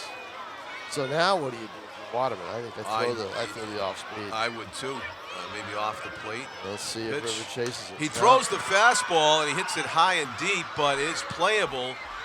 Yeah, way back there. He got a lot of it, but the problem is this is a very deep park. So yeah, this is major league deep in center. it is. A lot of the major league stadiums actually are much closer in the outfield these days. Seems like Aaron Judge is always hitting in Little League parks when he gets a hold of one. That is quite a tear he went on in the month of May, and he's Yeah. extended it into June. I mean, that is just. He's a tough guy to hate as a Red Sox fan, Tom, I'll tell you. Too nice of a guy. Nice guy, good leader, good Yeah. hitter. There was a lot of concern in New York at the start of the year because he wasn't hitting very well. And I believe that, my theory is always when you see a player not doing what they normally do, they're hurt, right? They're hurt. Yeah. And I think he was still getting over that abdominal strain that he suffered in spring training. And then once that completely cleared up in May, he just went on, and he got his timing down. In May, he went on a tear. So Jeter retires. They get Aaron Judge to pick up the mantle of leadership, the good guy, the excellent player. He might even be bigger and better than Jeter with smiles. He actually smiles more than Jeter. Jeter was all business. He That's the was way all it business, Yep. yeah. But how does the Yankees luck into that? With Judge? Yeah, with Jeter and Judge. It's like they lucked into it. We haven't got anybody to replace David Ortiz yet. There's some in good Boston. drafting, Yeah. Justin King from Harvard University. You may have heard of it. The real replacement, I don't want to say replacement. At least one King made it to Harvard, Yeah, and he's at the plate. Captain-wise, the player, not captain-wise replacement, the player in New York that's really kind of making a difference for them, besides Soto, obviously, he makes a huge difference, is Volpe, shortstop. Volpe, yeah. You look at him and you see, you don't compare him to Jeter, but you see him playing for that Quality. team as long as Jeter, right? Quality guy, quality shortstop. He's just improving as his second year, so. And meanwhile, the Red Sox are floundering at that position. They can't they find are. anybody. Well, Trevor Story was going to be their guy, right? What happened to him? He got hurt. He's done for the year. Yeah. they wanted to go veteran, and now they have to replace him. So Justin King, 3-2 count, swung on and missed, strike 3. Another Unbelievable. 2-strikeout inning for the Brockton ROX. So what do we have? 11 strikeouts. How many strikeouts do you have for this team? Do we have 7 over 3? Yeah, I had 8 through 4. 8 through 4. 9, 10 10. in 6 innings. Yeah. The old bugaboo that 10 is. of the 18 Yeah, outs. this is the old Nashua Silver Knights that we've seen before. I mean, to me, it's you got to practice hitting the fastball. You got to get back in the cage with Edgar Martinez and crank up the tennis ball. They're getting beaten by fast. They're not. Well, they're getting beaten by fastballs, but then they're looking at pitches. And they're looking at fastballs on the corners and stuff. And yeah, you would think it's correctable, though. So. Now pitching for the Silver Knights from Nichols College, number 45. Brandon. And here's the local former Bishop Girton pitcher, Brandon Mativier, on the mound for Nashua. Second year with the Knights. The starter for a while last year, they put him in the bullpen. He improved as a reliever, did not pitch well as a starter. Has not seen a lot of mound time this year. The one mound time he did come in, he wasn't too sharp. But he looks sharp right now in warm-ups. He seems to have a lot of movement on his pitches and he's throwing BBs. Comes a little bit 3/4 in a way, almost. Got that weird delivery where the ball's almost hidden before he throws it. Yeah. There are those bubbles. Yeah, they're mostly in front of you right now. Yep. He's got that delivery where when he throws the slider or the cutter, whatever that thing is that breaks late, it looks like it actually starts to break when it leaves his hand. That's a fastball. That's a good fastball right there. You throw that. He That's tough bounced to it. hit. He bounced it. That wasn't that good. Bounced it. Oh, I thought that was the catcher. No. Bounced right in front of the plate. That's a good fastball, John. Yeah, down in the zone. Yep. See what happens when a batter steps in there. Still the same pitches. Still the Exactly. same stuff. No, exactly. Don't have to change anything. Yeah. I remember back when I first played Little League, I was 11 years old. The very first time I played tons of catch before I was the age 11, before I got into actual league play. And that weird feeling of seeing a batter standing beside my target, it was a thing that you had to get over really early on, you know? Yeah, it was tough for me in wiffle ball. It was hard. Never know where that ball was going, Yeah. but when there was no batter in there, I could throw anything I wanted. I was a big strikeout pitcher as a Little Leaguer, though. It was the question of, kids hadn't been able to practice hitting, and I've been playing catch since I was like 4 years old. And just blowing it by everybody.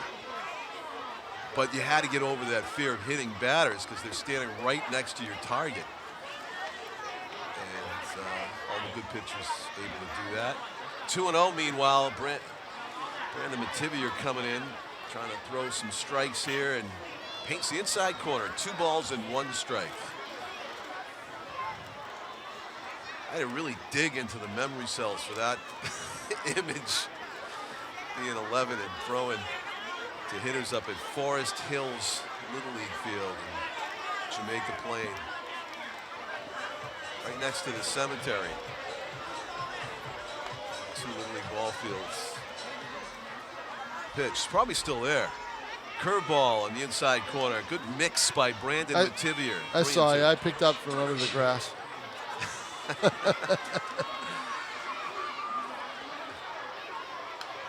Foul towards Tom King. To the Legend Suite. To the right. The Legend Suite, who got a great cheer as he entered the ballpark today, in case you missed it, but fortunately it was for Noble, the mascot. We don't know that for sure. Oh, we don't know? Yeah, we don't know that for sure. Right? Didn't ask him. Now I mean, I was moving the same direction Noble was, you know? Yep. So Mativier does what Nashua Silver Knight relievers until yesterday and today earlier had done. Walk. Walks the leadoff batter, and the bunt right side. The only play is to first. Underhand toss will be in time to retire a 9-hitter. Vinny O'Leary gets his job done as the Brockton ROX seek to add on to their 4-1 lead here in the top of the 7th inning. Back to the top of the order, just Jordan Thomas hitting for the 4th time today.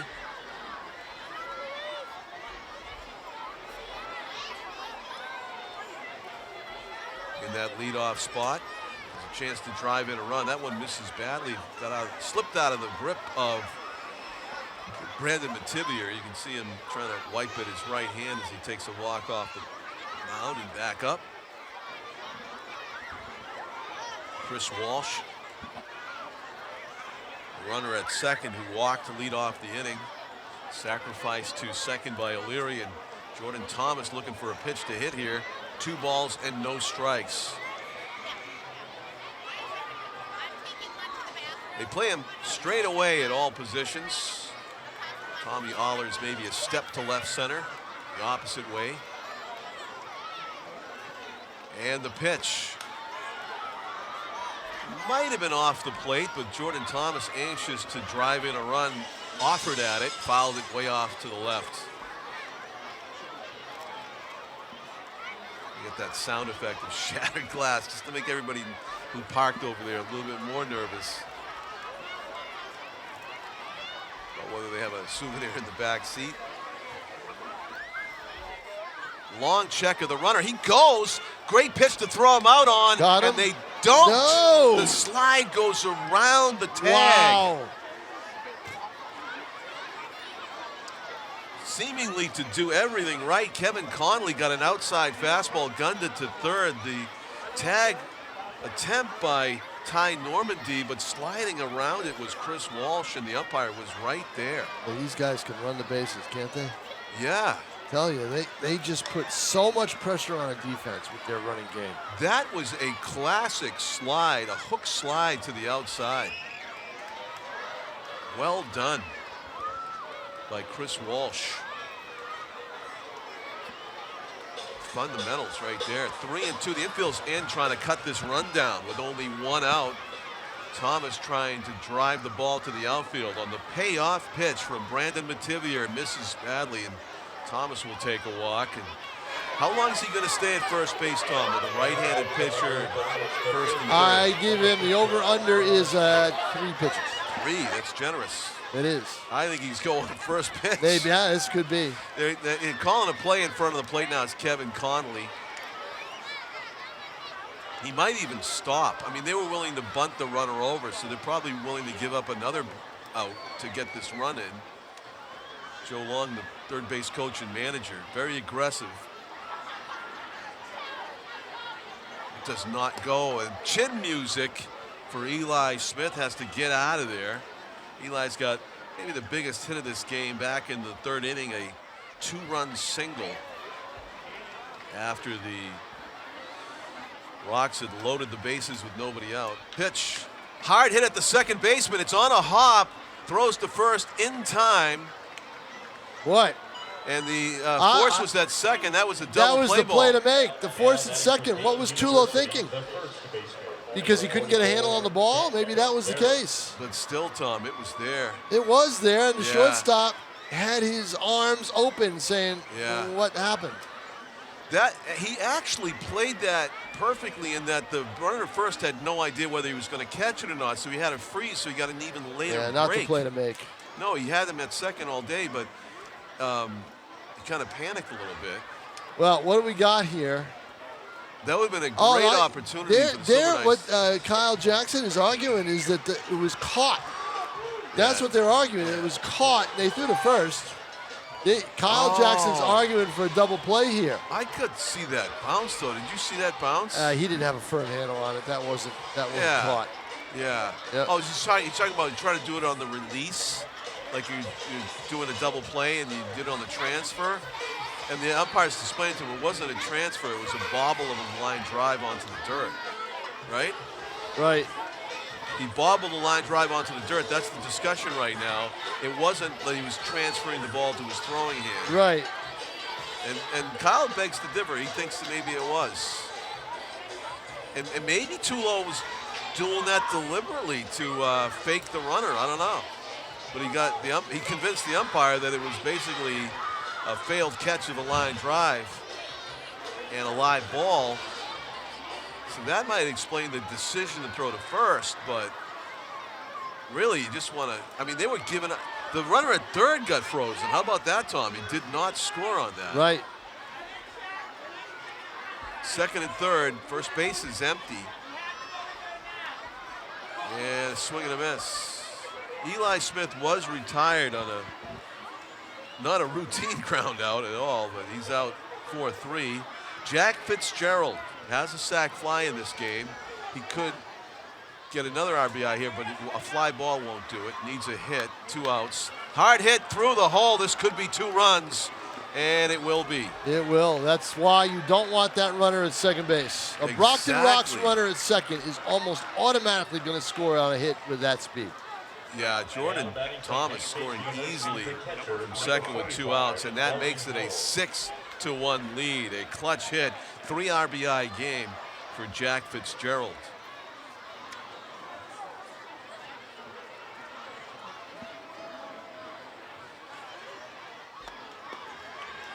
Education Day quiz. Question number 3. What U.S. president's name began Jack Fitzgerald? Also John Fitzgerald. Kennedy. To the right side. Tulo's got it to first in time, but damage done by the Rocks. They add 2 more, and they take a 6-1 lead as we go to the 7th inning stretch here on Education Day at Holman Stadium. So please rise up out of your seats for the playing of Take Me Out to the Ball Game.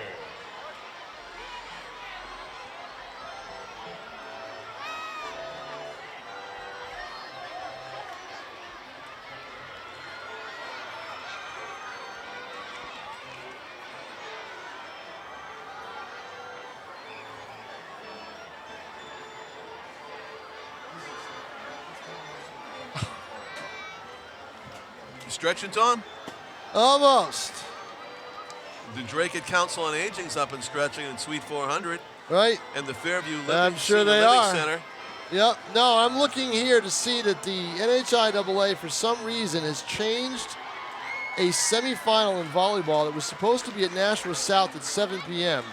to Oyster River High School at 3:30. Oh, that's only about 50 miles, 60 miles away. Why? What kind of shenanigans are going on there? I have no idea, but we're not covering it. That's we got on the road. I've got people on the road. I mean, I'll be on the road all weekend. No. That's doubleheader baseball coming up here this afternoon for the NHIAA. They got the boys Division I semifinal, Exeter versus Londonderry in Game 1 at 4 p.m. And come on out and watch your Nashua North Titans take on the #1 ranked Pinkerton Astros as the 13th seeded Titans try to continue their Cinderella story. Nashua ETV will have the game,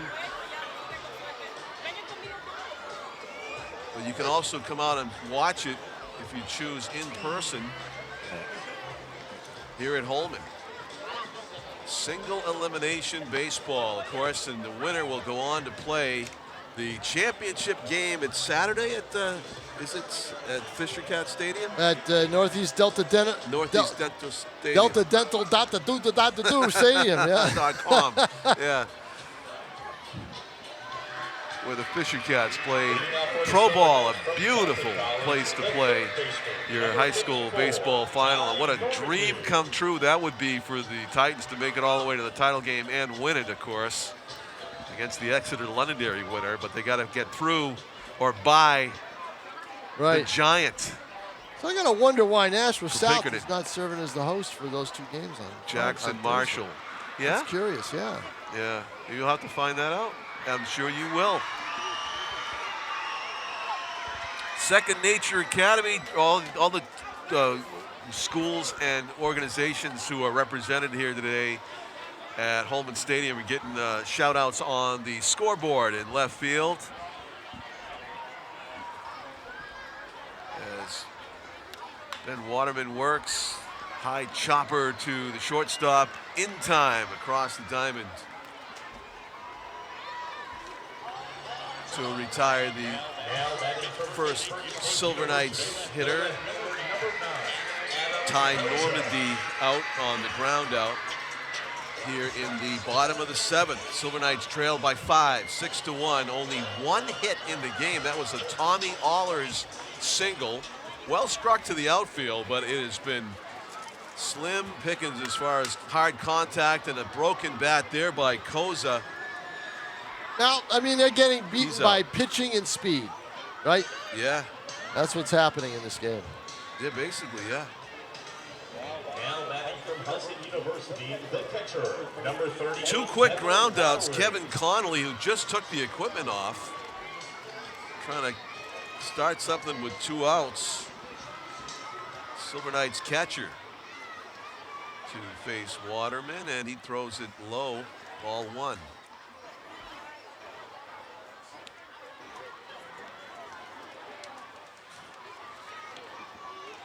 Oh, those chicken tenders look good.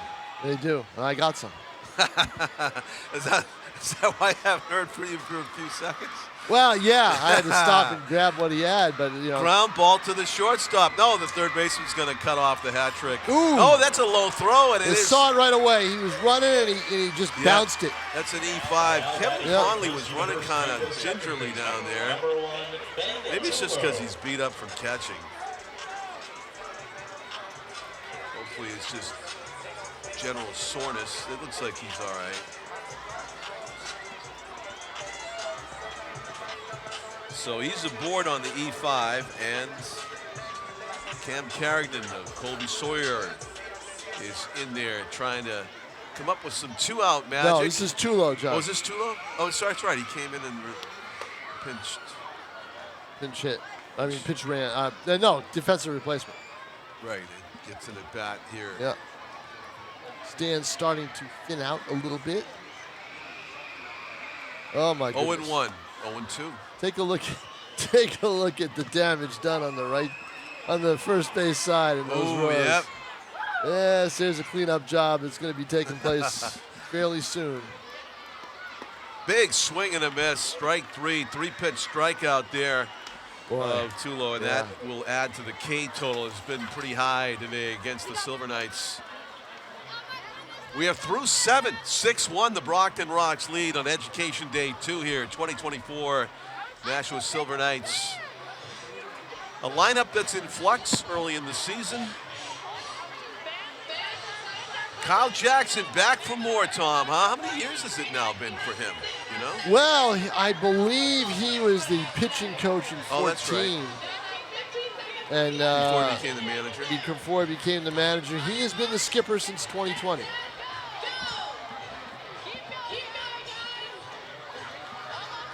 Year 5. This is year 5 on the job.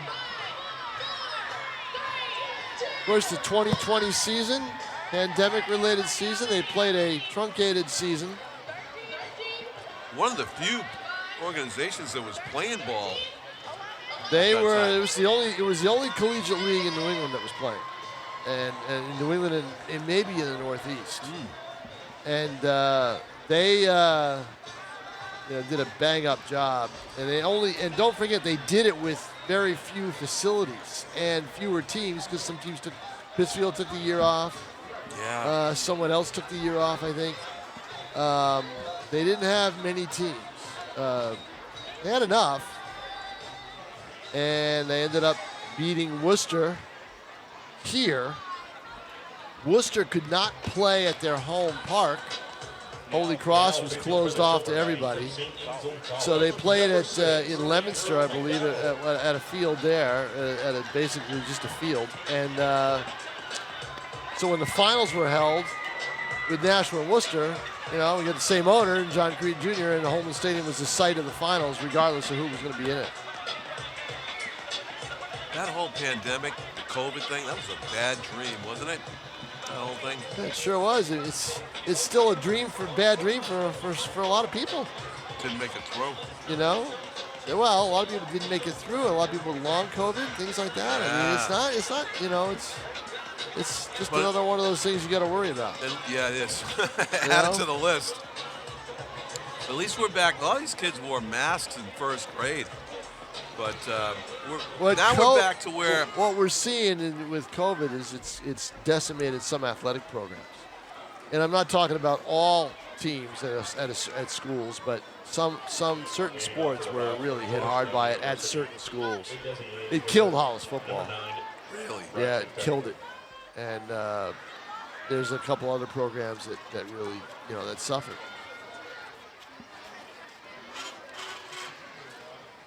So, I was going to say, go back to where we should be, where the only people that wear masks is your team's catcher. That's how we like it. I still see a few here and there. I'm tempted. I've been tempted to wear one once in a while, depending on where I would be. If I'm ever in a crowded area or on a plane, I think I would put one on. Sure, I see it on planes a lot. Yeah, I would put one on a plane. Probably should have been putting one on a plane all the time. Really? All that lousy air that you breathe in there. I'm not a germaphobe, but I do think that I've caught my share of colds from taking flights. Yes, me too. Yep. They talk about filtering the air on the planes, but there's so many people in a small tin can. That's just, exactly. It's just. Hard hit through the middle and a base hit. I'm not a fan of travel anymore. I'm just not taking a plane anywhere. I mean, you do it, but. Oh, that's too bad. Last time I was on invite you on my private plane. That's all right. Last time, just don't put me in a helicopter. That's good Lord. Last time I was on a plane was the 2019 Super Bowl, the 19th season. Was that? It was the 19 Super Bowl. It was in February of 2019. That was the Super Bowl that was played in Atlanta. The last Patriot championship. It's the last time I've been on a plane. Been a while. Well, also, have you looked at the prices lately? Yeah, they went up. Fuel prices. They're ridiculous. Throw to first, they got picked off. Yep. Throw to second, in time. No, that's the ball's in left field. field. I see that a lot. He's gonna tell him to go home. No, stopped him. Okay, ball's in the infield. E3. Yeah, E3. See that a lot. Is it a stolen base in E3, John? Probably, right? Yeah, I guess so, right? Yeah. Gotta give him a steal. Yeah, he didn't stop. First move went on the lefty. So we have a new pitcher in the game for the Silver Knights on the left-hander.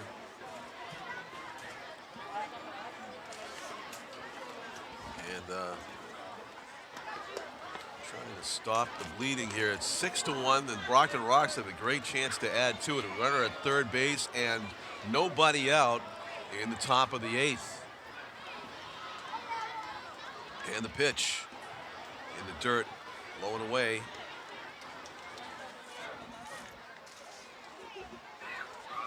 Got to thank the concessions people.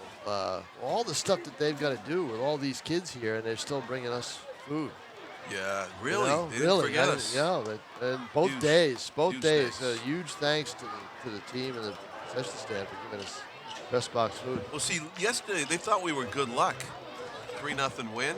Yeah. They said, you guys got to do every game, but not so much today. Base hit center. Base hit 7-1. 7-1. Braxton Templin scores. Connor Campbell comes through with the base hit. Now batting from Florida University, the right fielder, number 24, Sebastian Mexico. Sebastian Mexico into the game for Connor Vercalone.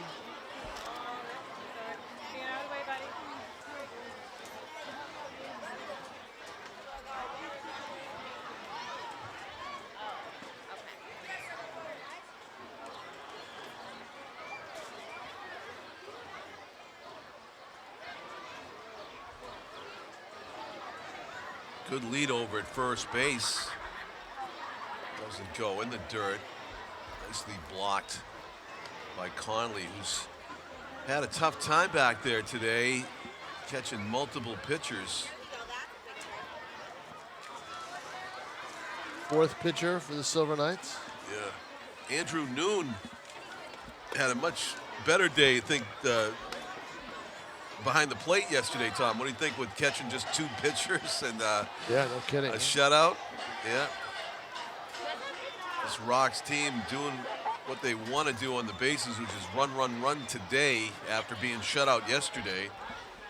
They got a 7-1 lead and looking for more at the expense of the Silver Knights.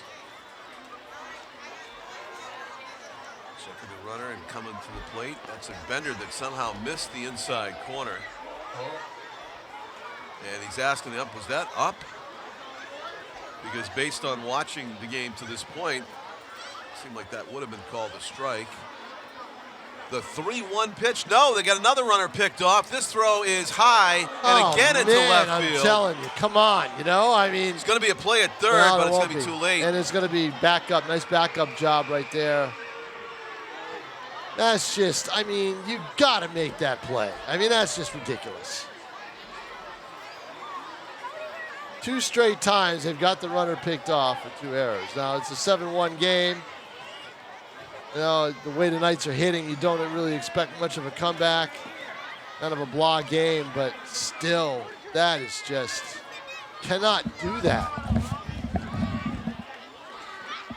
Andrew McDonald struggling here on in relief for the Silver Knights. And there's going to be a... No, he should have 2 outs, right? Yeah. Should have 2 outs. Yeah. He's got the pickoff move down. Whatever he did, he smoked out 2 base runners. But here's the thing. At first base on a play like that, this sounds strange, but you actually have to aim for the runner's head. It's a tough throw. It is, but you, as a guy that's made this throw before, you have to actually look at the runner like a gun sight and throw the ball. The runner's going to get down. He's got to get down. He's got to get down. He's going to get down. And Yeah. so you've got to play it So that way. you're not trying to hit his head. I want to be clear No, about that. but you aim for where it is, and knowing that he's going to Yes. slide, and the ball Yes. will go over his head and right to the infielder. Because that is what, that's how you keep the ball in the baseline, first Yeah. of all. And then you got to keep it in a catchable height for the fielder. But that's something you practice. You got to practice. Now these guys don't have much time for practice. I mean, I understand that. But in college they do. I mean, yeah. In preseason and everything You know that else, UConn team's practicing it right now, right? Mm-hmm. Heading to play Florida State. You got to figure. Final 16. I'm rooting for them. They're the Northeast team that I sort of recognize. Playing Florida State to win, try to win that and go on to Omaha. 1-1.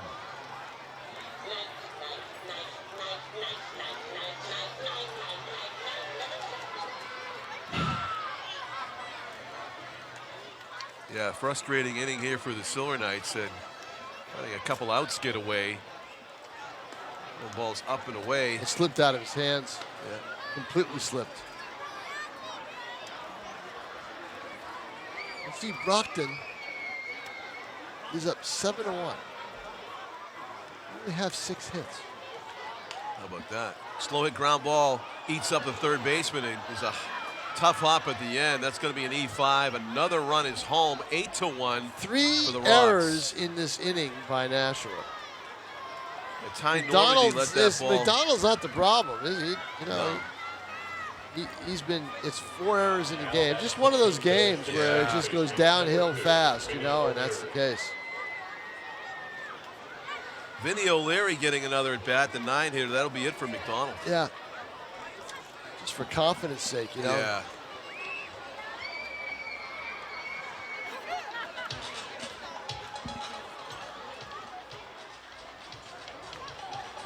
No, this has been a sluggish game for the Silver Knights throughout. And the thing is, they got another 10:30 game tomorrow. Yeah. So, they've got to they've got to somehow recover and recover fairly quickly. And in terms of getting used to this time, and tomorrow's 10:30 game is tougher. You know why? You know why tomorrow's a little more difficult? Exactly. They got to get up earlier and leave earlier, and they got to leave the stadium. And I'm taking that drive to Worcester in the morning when I had to make 5 straight trips out there last year for the Legion tournament, for the Legion regionals. Half of them were weekdays. It's not an easy ride. Once you get to the 290 exit, you're backed up for a while. So they gotta give themselves at that time of the day. So they gotta give themselves plenty of time. Thinking about how excited I would be to wake up and drive to Worcester. I did it. I did it ball, I would 5 straight days up and back last summer, John. I missed the final regular season game here. The final game of the season. They didn't make the playoffs. And I'll tell you what, this team had better start to change a few things. Otherwise, this team won't make the playoffs. Certainly not on pace right now. No, they are not. In their history, they have many times come from the bottom of the standings to make the Yes, they have started slow and finished strong. So they've got to hope that some of the reinforcements and some of the lineups that they put out there, once they settle into into positions, that they'll be able to get the job done. But the story of the day is Brockton's running game. I mean, I think their pitching has been great. That they're pitching, basically handcuffing the Silver Knight hitters who just don't seem to be with it today. It doesn't seem like Mickey Gasper is going to walk through that door. No, exactly. One of the greater hitters in Nashua Silver Knights history. He's walking through the doors up in Portland, Maine for the Sea Dogs. For the Sea Dogs. Yep. Is he doing well? There's a runner and a huge All jump. right, let's see this one. And he's going to have to let him have it because the runner at third was about to go home. How many times have we seen that in this game? It's because so aggressive these Brockton good. ROX. Hats off to Joe Long. Hats off to him. I know. This is all him. It really is. This is what he wants. This is Billy Martin, Billy Ball. This is Billy Ball all the way. Yeah, no doubt about it, The only thing he's not having to do is steal home. But the pitchers haven't. That'll happen this year at some point. Probably will. Big hack by Vinny O'Leary. I bet this Brockton team is having fun playing for Long because of the ability to run the bases. Well, it'll be a fun ride back to Brockton today. Yeah, much I'm fun. not so much sure more, about yesterday. Much more enjoyable than yesterday. But I Ground mean, ball to the shortstop. Then that'll be a run. And there'll be 1 out as Moikas makes the play. It is 9-1 as that is the first out of the inning here in the 8th. 3 runs are in. And the runner at third with less than 2 out. So Jordan Thomas got his 5 at bats in the leadoff spot. We're going to have a pinch hitter here for the ROX.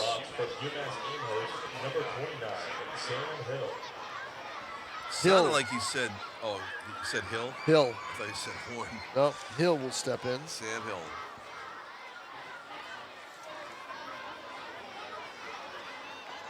Is that an old expression when the Sam Hill is going on? Yeah, I think it is. I think I've heard that before. We know what's going on. That's when Colin Jackson's asking his hitters, like, hey, let's make some more contact. Yeah, his hitters, definitely. I mean, his hitters have put his team in a hole, and that has allowed, with the lead, right? With the lead, it's allowed Brockton to run the bases like crazy. Yeah. Because they are just gonna take off. So beware, those who play Brockton, beware. Yeah. They are going to run. And the pitch.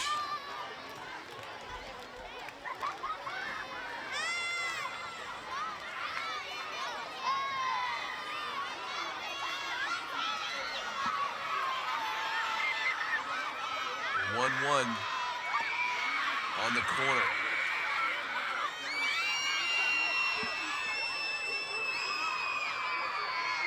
Top of the 8th. Silver Knights hunting for that second out here. And they're going to get a strikeout. And Alert job of covering to my the plate. surprise, Brock, that's a tough run for the runner at third Yeah. because, Especially in this score. yeah, well, also, I mean, the catcher's going to look you back, so you're already at a disadvantage. Yeah. So pinch hitter Sam Hill strikes out. Eli Smith, now the hitter. He's had a good day. Driving in a pair of these 9 runs for the ROX, who have only 6 hits. Silver Knights with just the 1 hit. Strike called. Fastball over the outer corner.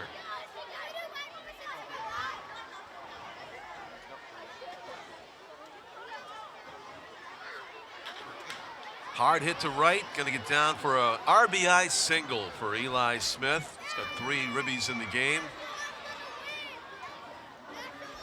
As it plates the run. 10-1.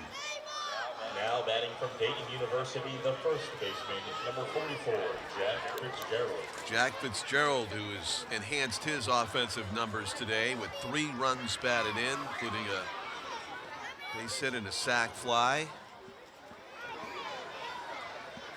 2 outs, runner at first, throw the ball away. Runner's going to go all the way to third on this. Long throw's got a chance. No. No. Nobody cut. The throw was offline. It was offline. Right, but that is the 5th error on the day and the 4th error of the inning.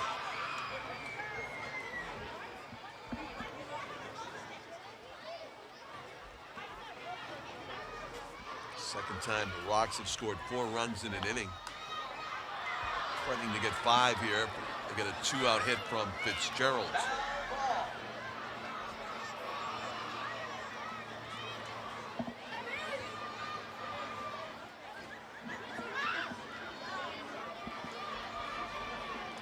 Beats being in class, Tom.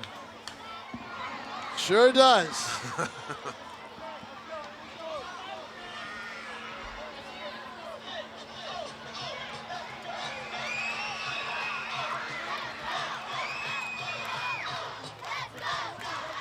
The 0-2 pitch. Hard hit toward short. To his right, Loika's long throw, a good one. Yeah, he's a good shortstop. Yep. Defensively, he can do the job. Quality. 4 runs for the ROX. Making it a double-digit score, 10-1. 9-run lead as the Silver Knights come to bat in the bottom of the 8th.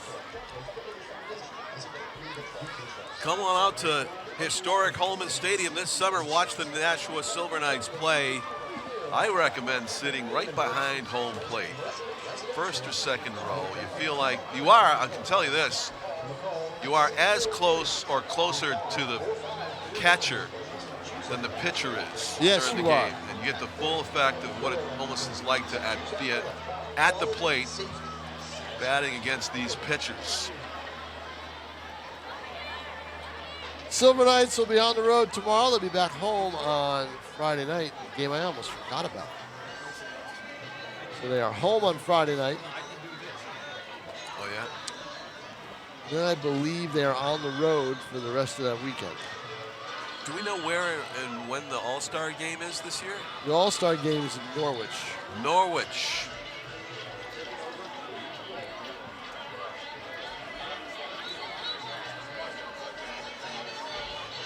It is July 23rd July 23rd. at Norwich.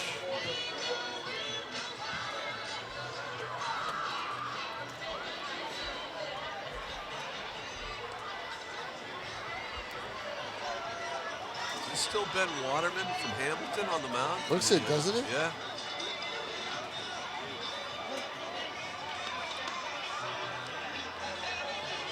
Getting the job done for the ROX, who have given up just 1 hit in this game. I kind of thought when they went to the reliever after That would be a welcome, welcome change, who was right? throwing nothing but gas. I thought, hey, this is when Silver Knights will start getting the hits. But Marchetti was also struggling when he was taken out. He was. So, Remember that? That was yeah, 4th inning?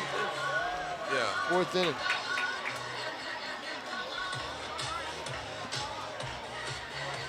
Tommy Ahlers back to the top of the order. Speedy center fielder from Keene State. Looks at ball one away. Actually, that was the 5th. He was taken out at the end of the Yeah, he was taken out at the end of the 4th.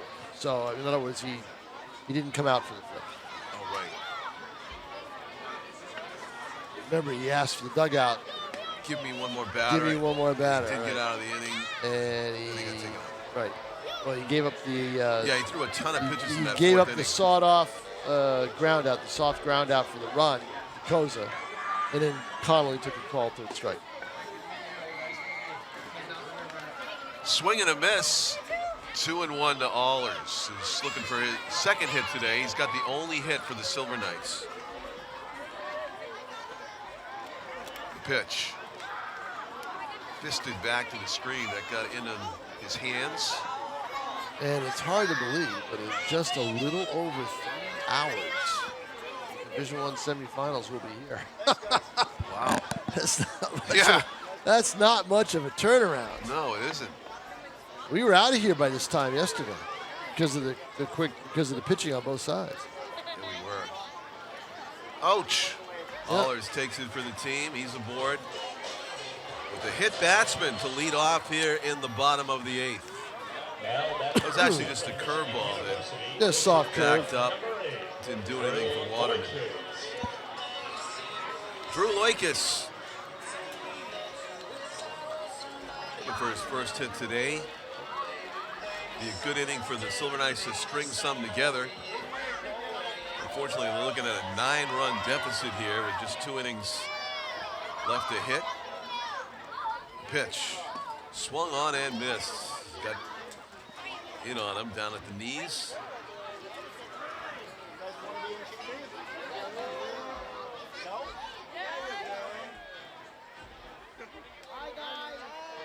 There goes Ahlers. Throw to second. Good one, but too late. He's in there. Yeah, got tremendous jump. Yep. And you know what? This is the type of game where now, all right, you're not thinking of a big comeback, but so you might as well take as many bases as you can. Yep. It keeps him out of the double play. Right. Close game, maybe not, but 10-1 game, might as well. 1-1 pitch to Loikis. That misses. 2-1. Aiden Zorn and River Hart due up in the inning as well.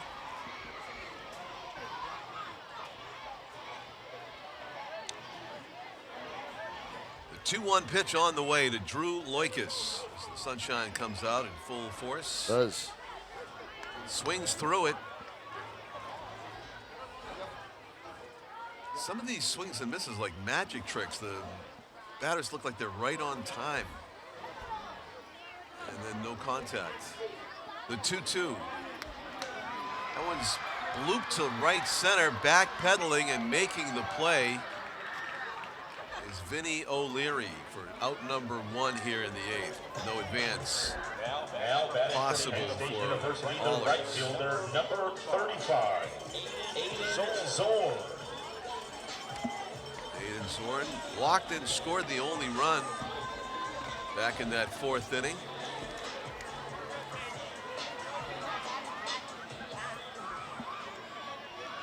Pitch. Hard hit, high, deep right, foul. It can be caught. No. Just a foot Good wide. job of tracking that by the Brockton ROX right fielder, Connor Verkalone. He put himself in position to make the play, but it was well out of his reach in the concourse area. 0-1 is the count on Zorn. Good to see that out at the left field brick wall, which was just a new wall was put up, and they got the retired numbers of Is that higher? Jackie Robinson, Roy Campanella, and Don Newcomb. Put Is them the out wall there. a little bit higher, Tom? It's tough for me to tell. Might be like, Another foot. yeah, like at least half a foot higher all the way. Well, don't forget those pillars make it. Those mini pillars make it seem that way. I don't think so. I don't know. Maybe it's just because the bricks are lighter color. In the cover, there's a cover on top. There's a shelf on top of them. So I don't know. Good place to watch a Still ball no game. padding, though. No. That would still cut Jose Canseco in half. Yep. And he will not die this day at Holman Stadium. No. Famous quote when he was here with the I will live and I will die, but I will not die at Holman Stadium. tonight, chasing a fly ball. Right. Line drive to left field. And a run. It's well struck. Zorn knocks in the second run of the game for the Silver Knights as Allers scores. 10-2. That's more like it. And River Hart trying to keep it going here in the 8th inning.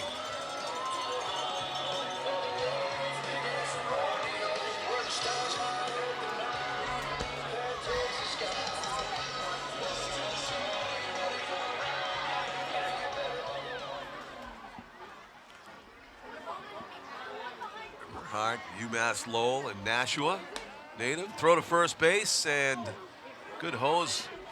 Too high from Hewell. Good sharp throw and good save by first baseman. Yeah, Jack Fitzgerald got up there. That ball's way down into the corner. The 0-1 pitch to River Hart. Big hack. Fastball middle, not able to straighten it out though, and it's 0-2.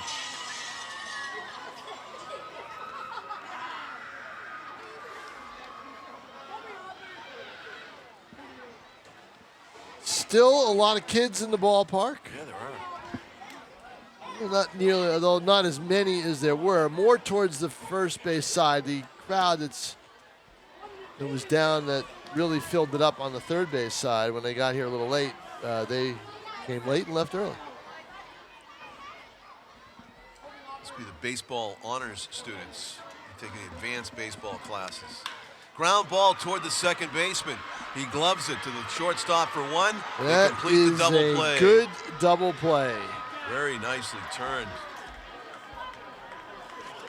by Vinny O'Leary, Chris Walsh, and Jack Fitzgerald. 4-6-3 to end the bottom of the 8th inning. 10-2, the Brockton ROX lead on Education Day, number 2 this week here at Historic Holman Stadium. Yes, number 2 this week and number 2 for the year. We won't see this again until next year, John Collins. Yes, unfortunately, that's how they schedule them. You're only going to have Education Day when there's educating going on in school, and Right. the school's almost out another couple of weeks, right? I think another week or two, depending on the school. All depends on the school. A lot of schools have had their graduations or will have their graduations. Yeah. Most of the colleges have already gotten that out of the way. Oh, that's all done. May. The colleges are closed. They're Yeah. done for the summer. Everybody's home. New pitcher for the Silver Knights, it looks like. Yeah.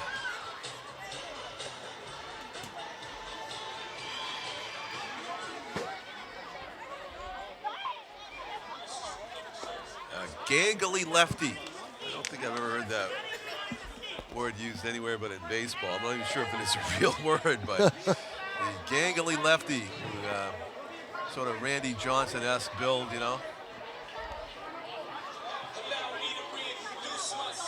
Can be an uncomfortable at bat for a left-hander depending on what type of offerings they have. Mike Crowley, Now pitching for the Silver Knights from Assumption an Assumption. Number 53, Mike Crowley.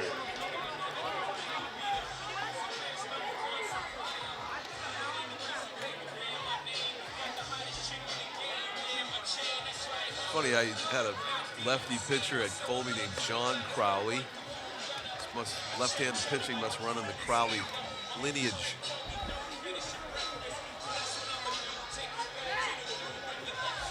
Not everything dates back to your days at Colby, John. I know you're gonna call me on that.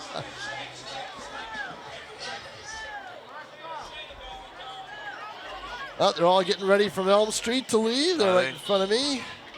They got Elm Street shirts on? Is that how you know? The teachers do. Oh, yeah. Leading off for the ROX from Penn State University, the catcher number 45. But another successful Education Day where we all got an education on baseball today and on what you can do if you can run the bases. Yep, and Brockton ROX were the teachers on that one as they Yeah. had their way on the base pass. Translated to 10 runs on the scoreboard as the ROX bat here in the top of the 9th inning. Mighty cut coming up empty.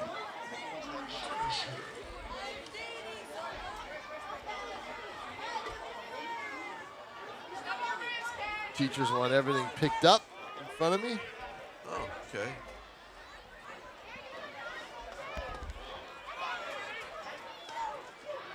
And your kid's like, that's one learning experience I don't need. Yeah. My mom tells me, I gotta pick up after Exactly. myself. The 1-2 pitch on the way. Swung on and foul tipped. In and out of the glove.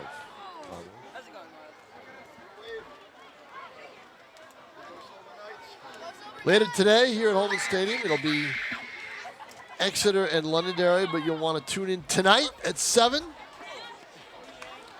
Ball back to the screen. I'll be on the air with Ron Welliver.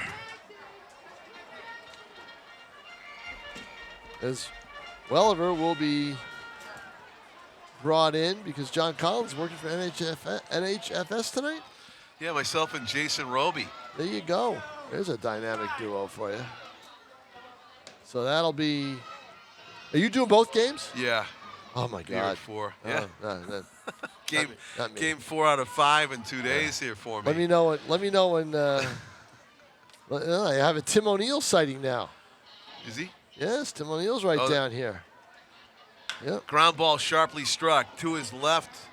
Normandy's got it and makes the throw. Let me know when the first game. Text me when the first game's over so I can know that when to arrive at Holman here back at Holman Stadium while I get some other work done. I'll give you an update late in that one, the 4 p.m. game. Who do you think's going to win that one?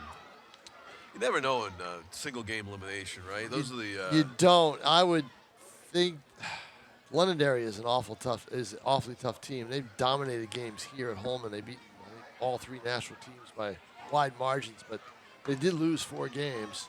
Exeter did not, but. Yeah, when I hear Exeter deep in the playoffs, I always think about smart players that can outthink you or Exeter's that find a way to win, Yeah, they got that mentality. Yeah. Londonderry does too. They do. They won the title. They're They're used to defending winning. champs. Sure. Breaking ball from Crowley stays inside. It's 1 ball and 1 strike to Braxton Templin. He's had a really productive day. He's been on by a walk, a hit by pitch, base hit.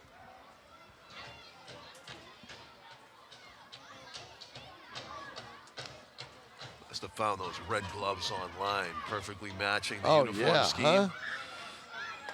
Takes a strike. 2-1. That's a pitch, those soft curves. If you're sitting on them, they could be really good to hit. Something I like to study in the on-deck circle. You kind of anticipate jumping on it. There it is again, but he's late on it, and he was looking probably fastball. And That's just it. You get the soft curve. It's great, but then when you see the next pitch zipping by you, it's tough. Wow, really emptied out now, huh? Yeah, it has. Yep. 2-2 on the way. But that's a good thing for the staff. Strike 3 call that came back to haunt Braxton Templin. That's a good thing for the staff because they can get the stadium cleaned up. Yeah. But the only problem is get a jump start on it. Yeah, one of the tough areas, the first base side, and there's plenty of kids there still. Connor Campbell. So first 2 retired. Ground out and a strikeout. Here's Connor Campbell.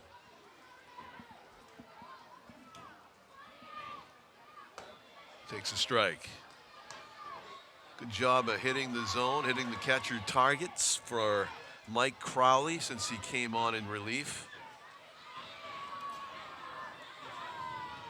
Pitch. Missed up and away.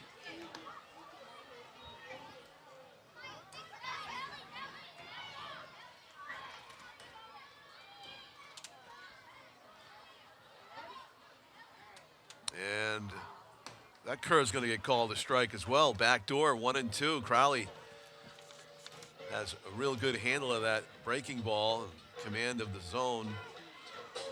Might even try it again. Right side of the infield needs to be alert to a ground ball out here. The 1-2. There it is. Oh, a wicked hop over the first baseman's head, though, Tom. It's got to be a base hit. He's going to go for a double. That throw is a little late, sliding in safely. And he's going to get to third base. Great speed. Oh, man. Connor Campbell. Throwing the ball around. Well, you got to be ready for these guys. Throwing the ball around is not what you want to see. And Brockton does it. The hop. All right. You know, the bad hop over his head, although I thought he kind of went down to field it, and that's why the hop allowed it to go up and over him. He's having a tough day at first base. Yeah. Let's put it that way. That was a wicked hop. It was a wicked hop, Yeah. and he just could not handle it.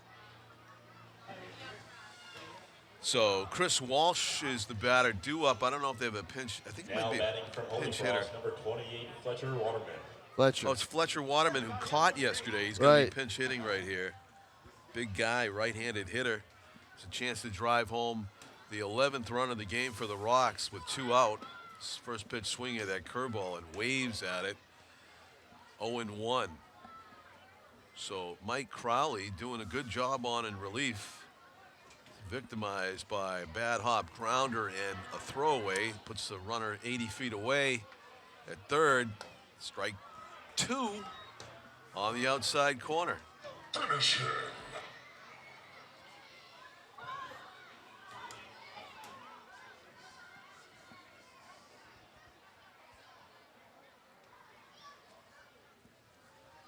And that curveball doesn't find the strike zone. 2 best left-handed pickoff moves I ever saw in my life in person. Steve Donovan, who's a longtime pitcher in the Boston area, lefty, and Dennis Livingston, who got drafted by the Dodgers out of North Reading High School. And he could pick runners off who are standing a foot away from the base. He used to practice it in the mirror for hours, he told me, his pickoff move. He was roommates with Fernando Valenzuela in the Dodgers organization. But he had a substance problem. Strike 3, and he got cut. But lefties with great moves, pickoffs come to mind today. We've seen a bunch of them. That's a great strikeout. We've seen a bunch of those too. And that is the 3rd out of the inning for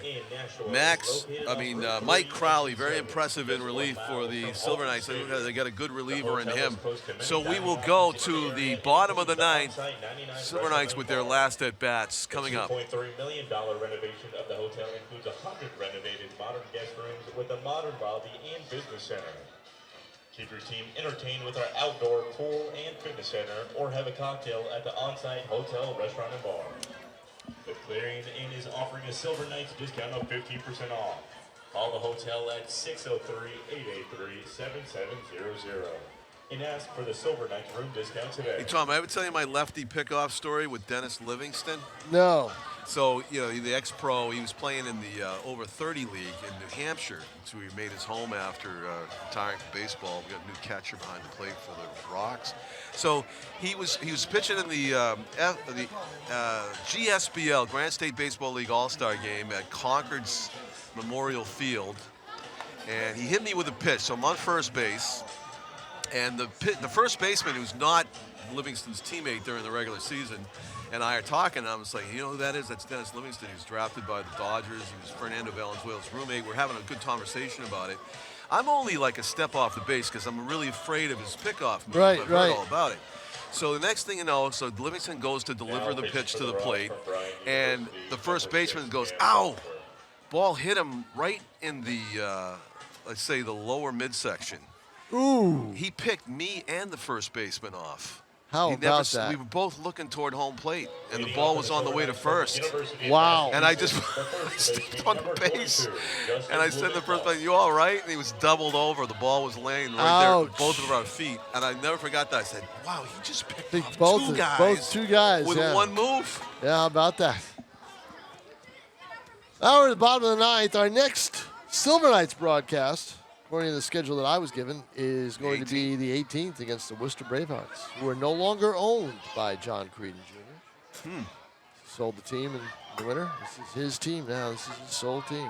Justin Blumenthal getting an at-bat here from the University of Massachusetts. After that, we'll be here He's from for Portsmouth. June 26th on a Wednesday against Norwich, the defending league champions. And then one of our favorite games, the July 4th game, 11 a.m., another morning game. Another morning game, like it. Hey, they paint their bats silver, do they? Silver Knights, some of the batters? Look at that. It looks like an aluminum bat, almost. It does, doesn't it? Yeah. Must dip it in They silver must. paint. It's an option now. You can tell the bat makers to color the bat almost anything you want. All right. That's inside off the plate. Good take Well, they by get Blumenthal. the equipment is from the Walter Bat Company. Oh, it is? Yeah, Okay. so I imagine. So Put in that's- your order to paint it silver. Exactly. So that's it. Our on-deck batter, Custom too, it made. looks like. Blumenthal got a hitter's count right here, 3-1. Hits it hard. Shortstop to his right. Gets rid of it early on one bounce. Got him. Oh. No, Safe dropped at the ball. first. Dropped Yeah. the ball. Yep. I don't know. I guess you got to it's iffy as to You whether know what? I got to call E3 on that. Yeah, I mean, do that's too. an easily catchable one hopper. Had the ball in his glove. Yeah. Who was the team that used to do those one hoppers on purpose? Was it the Royals? Oh, I don't know. Yeah, I they used to hadn't throw heard the anything one like hoppers that. to first from deep in the hole. Well, this is on turf though. Might have been the Reds. Tell you the I think Whoa. it was Concepcion used to do it. High fly ball to right. Good tracking by the Brockton ROX right fielder. I believe that was Connor Vercalone.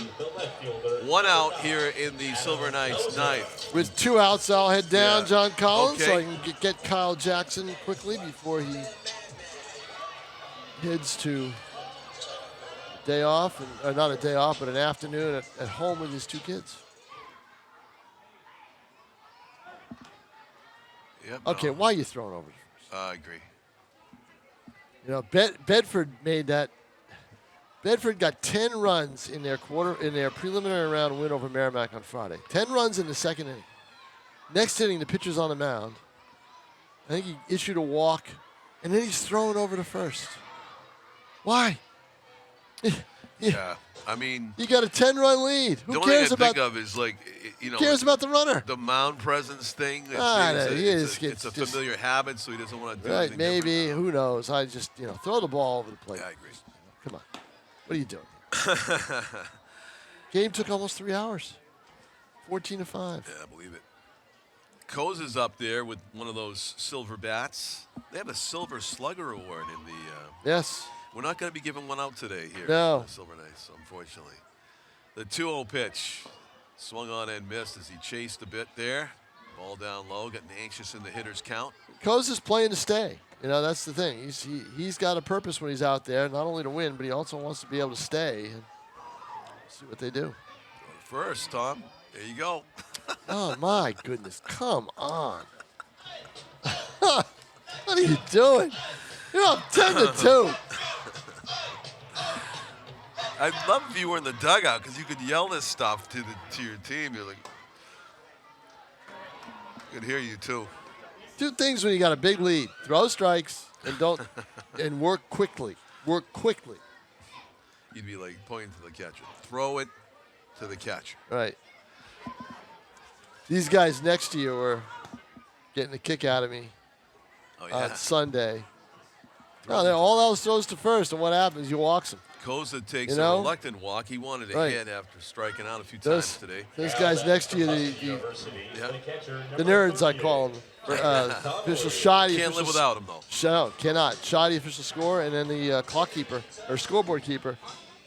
It was walk. I mean, there was 12 walks or 11 walks issued by the Silver Knights that day. I said, I just walked in. I said, you want an education? Here's education. Here's the plate. Throw it over the plate. It's, Ground ball right side, slowly gonna go hit, but hit. it's going to get its way through, and that's Yep. going to be another run for the Silver Knights. 10-3. so Connolly with an RBI hit. Yeah, found a hole. Only the 4th hit of the game for the Silver Knights.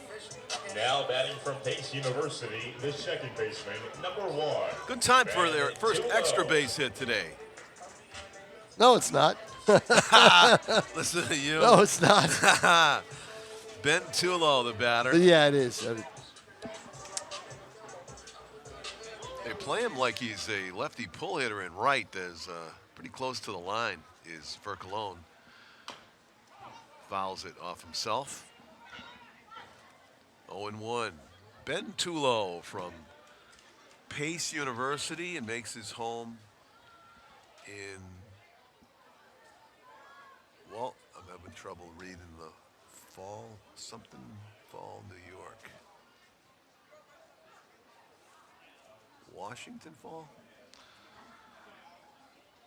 Pitch. Always these New York names I haven't heard from. They're going to try to score the run, and they will. From third base, Koza trots home, 10-4. It's a Silver Knights played a pair here in the bottom of the ninth.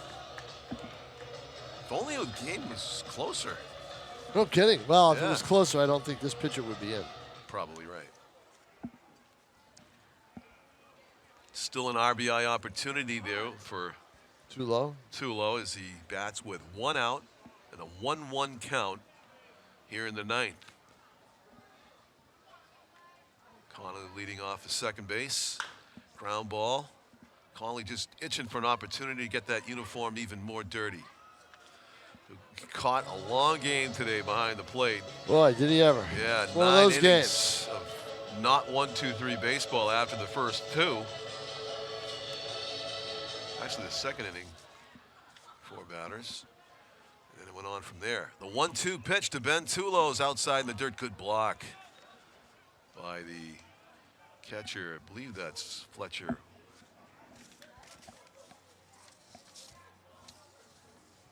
From yesterday, the Brockton ROX catcher, Fletcher Waterman, moved his feet, got in front of it. 2-2 pitch on the way to Tulo. Then it'll be back to Tommy Allers at the top of the order.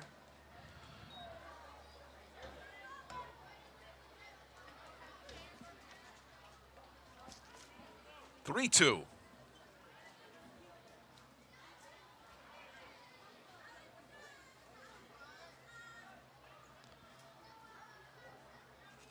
Grounds crews all hydrating, getting their Ooh, got an nutrition. inside pitch and Hit just it a long way foul. Yeah. Tulo. jumped on it though. I like Yeah. that from Tulo, jumping on a pitch like that.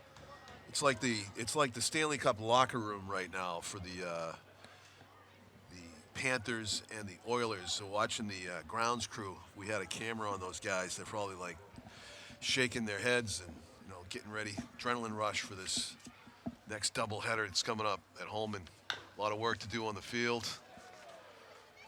Yeah, you got to Tom will drag. be helping yeah, him drag the do infield. the lines, drag the infield. The lines are almost okay. Yeah, it's going to do the batter's boxes. Yep, the boxes and then drag Maybe the water infield. it down a little bit. Yeah, they'll water it down. Yeah. Silver Knights staff already getting a head start on cleaning up the stands here in the bottom of the ninth inning. The pitch is, again, hammered foul. Tulo fighting off those inside pitches, just knocking the ball to the left side. As we work our way through the 1 o'clock hour.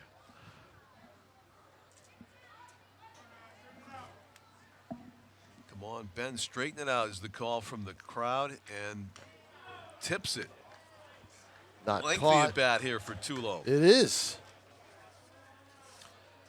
Almost 10 minutes. Used to be the nickname of Troy Tulowitzki, Yep, Tulo. shortstop for the Rockies.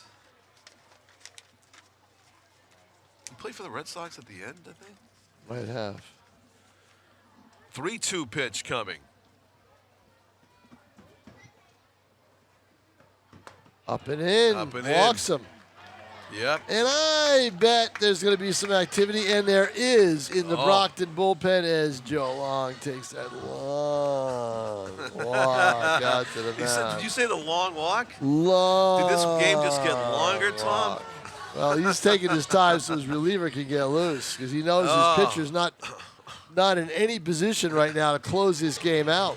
Is every reliever for Brockton a long reliever? Telling you. You can't get that second out. Look so at you Joe. get Look at dismissed. now. Watch this conference.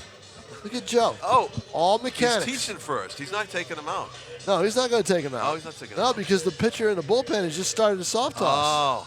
Oh, wow. That would be worst case scenario, wouldn't it, if he has to come in? Although, not for the Silver Knights in their No. comeback hopes. I mean, they're down 6 runs, 2 men on base, 1 out. Yep. Trying to keep you in the booth, Tom. They're doing a good Stay job away from of that it. second out. Doing a good job of it.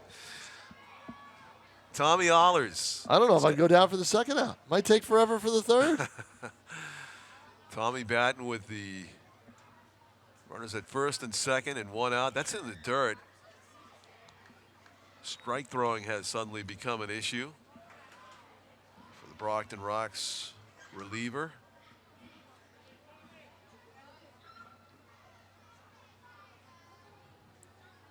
And the pitch. Hammered foul. Bang.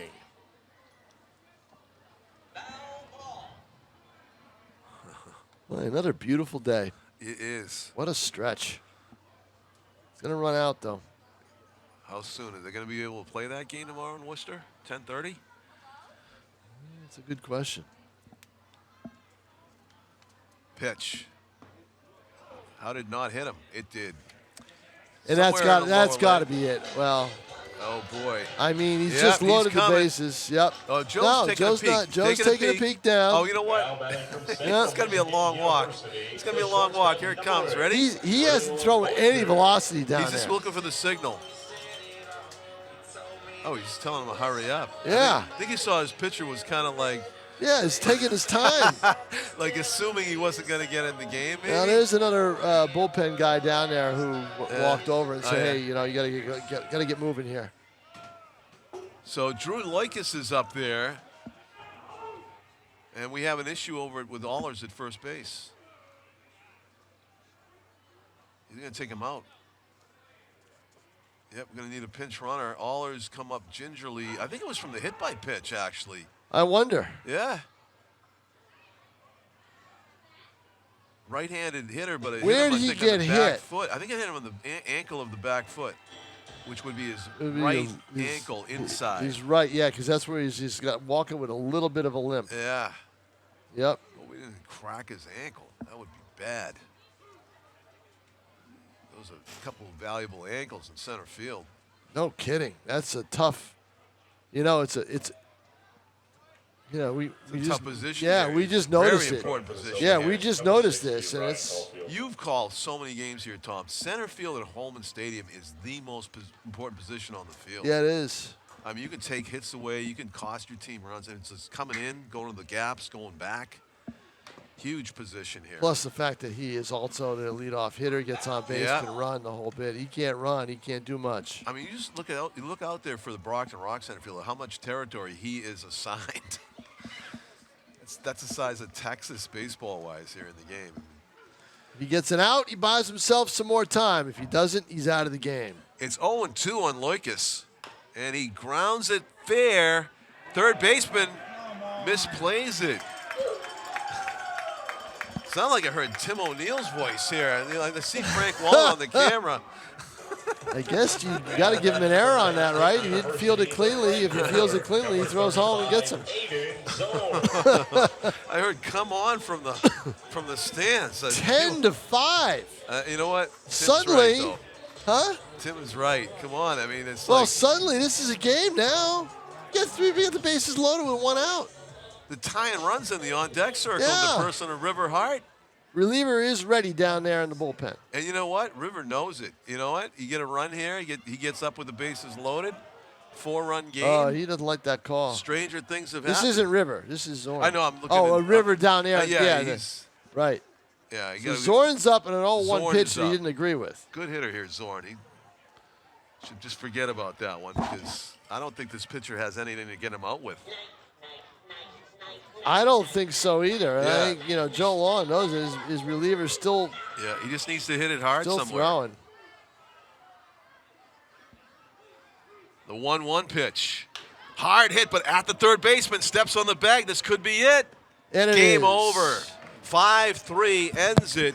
Ends the threat for the Silver Knights. The All right, double John play Collins, we will see you tonight. See you later on. The Titans taking on Pinkerton in the 7 p.m. game. We'll have that at some point on Nashua ETV, Division I semifinal. Well, it was a treat. Education Day number 2 is in the books. A 10-5 win for the Brockton ROX. Game became a little bit closer than would have expected there in that 9th inning, but Brockton ROX and Silver Knights split the Education Day doubleheader in back-to-back days at Sunsplashed Holman. Thanking our crew today, Frank Wallen, Justin Slez, Pete Johnson on the controls. I'm John Collins for Tom King. Thank you for watching Nashua Silver Knights baseball here on Nashua ETV. Good afternoon from Holman Stadium.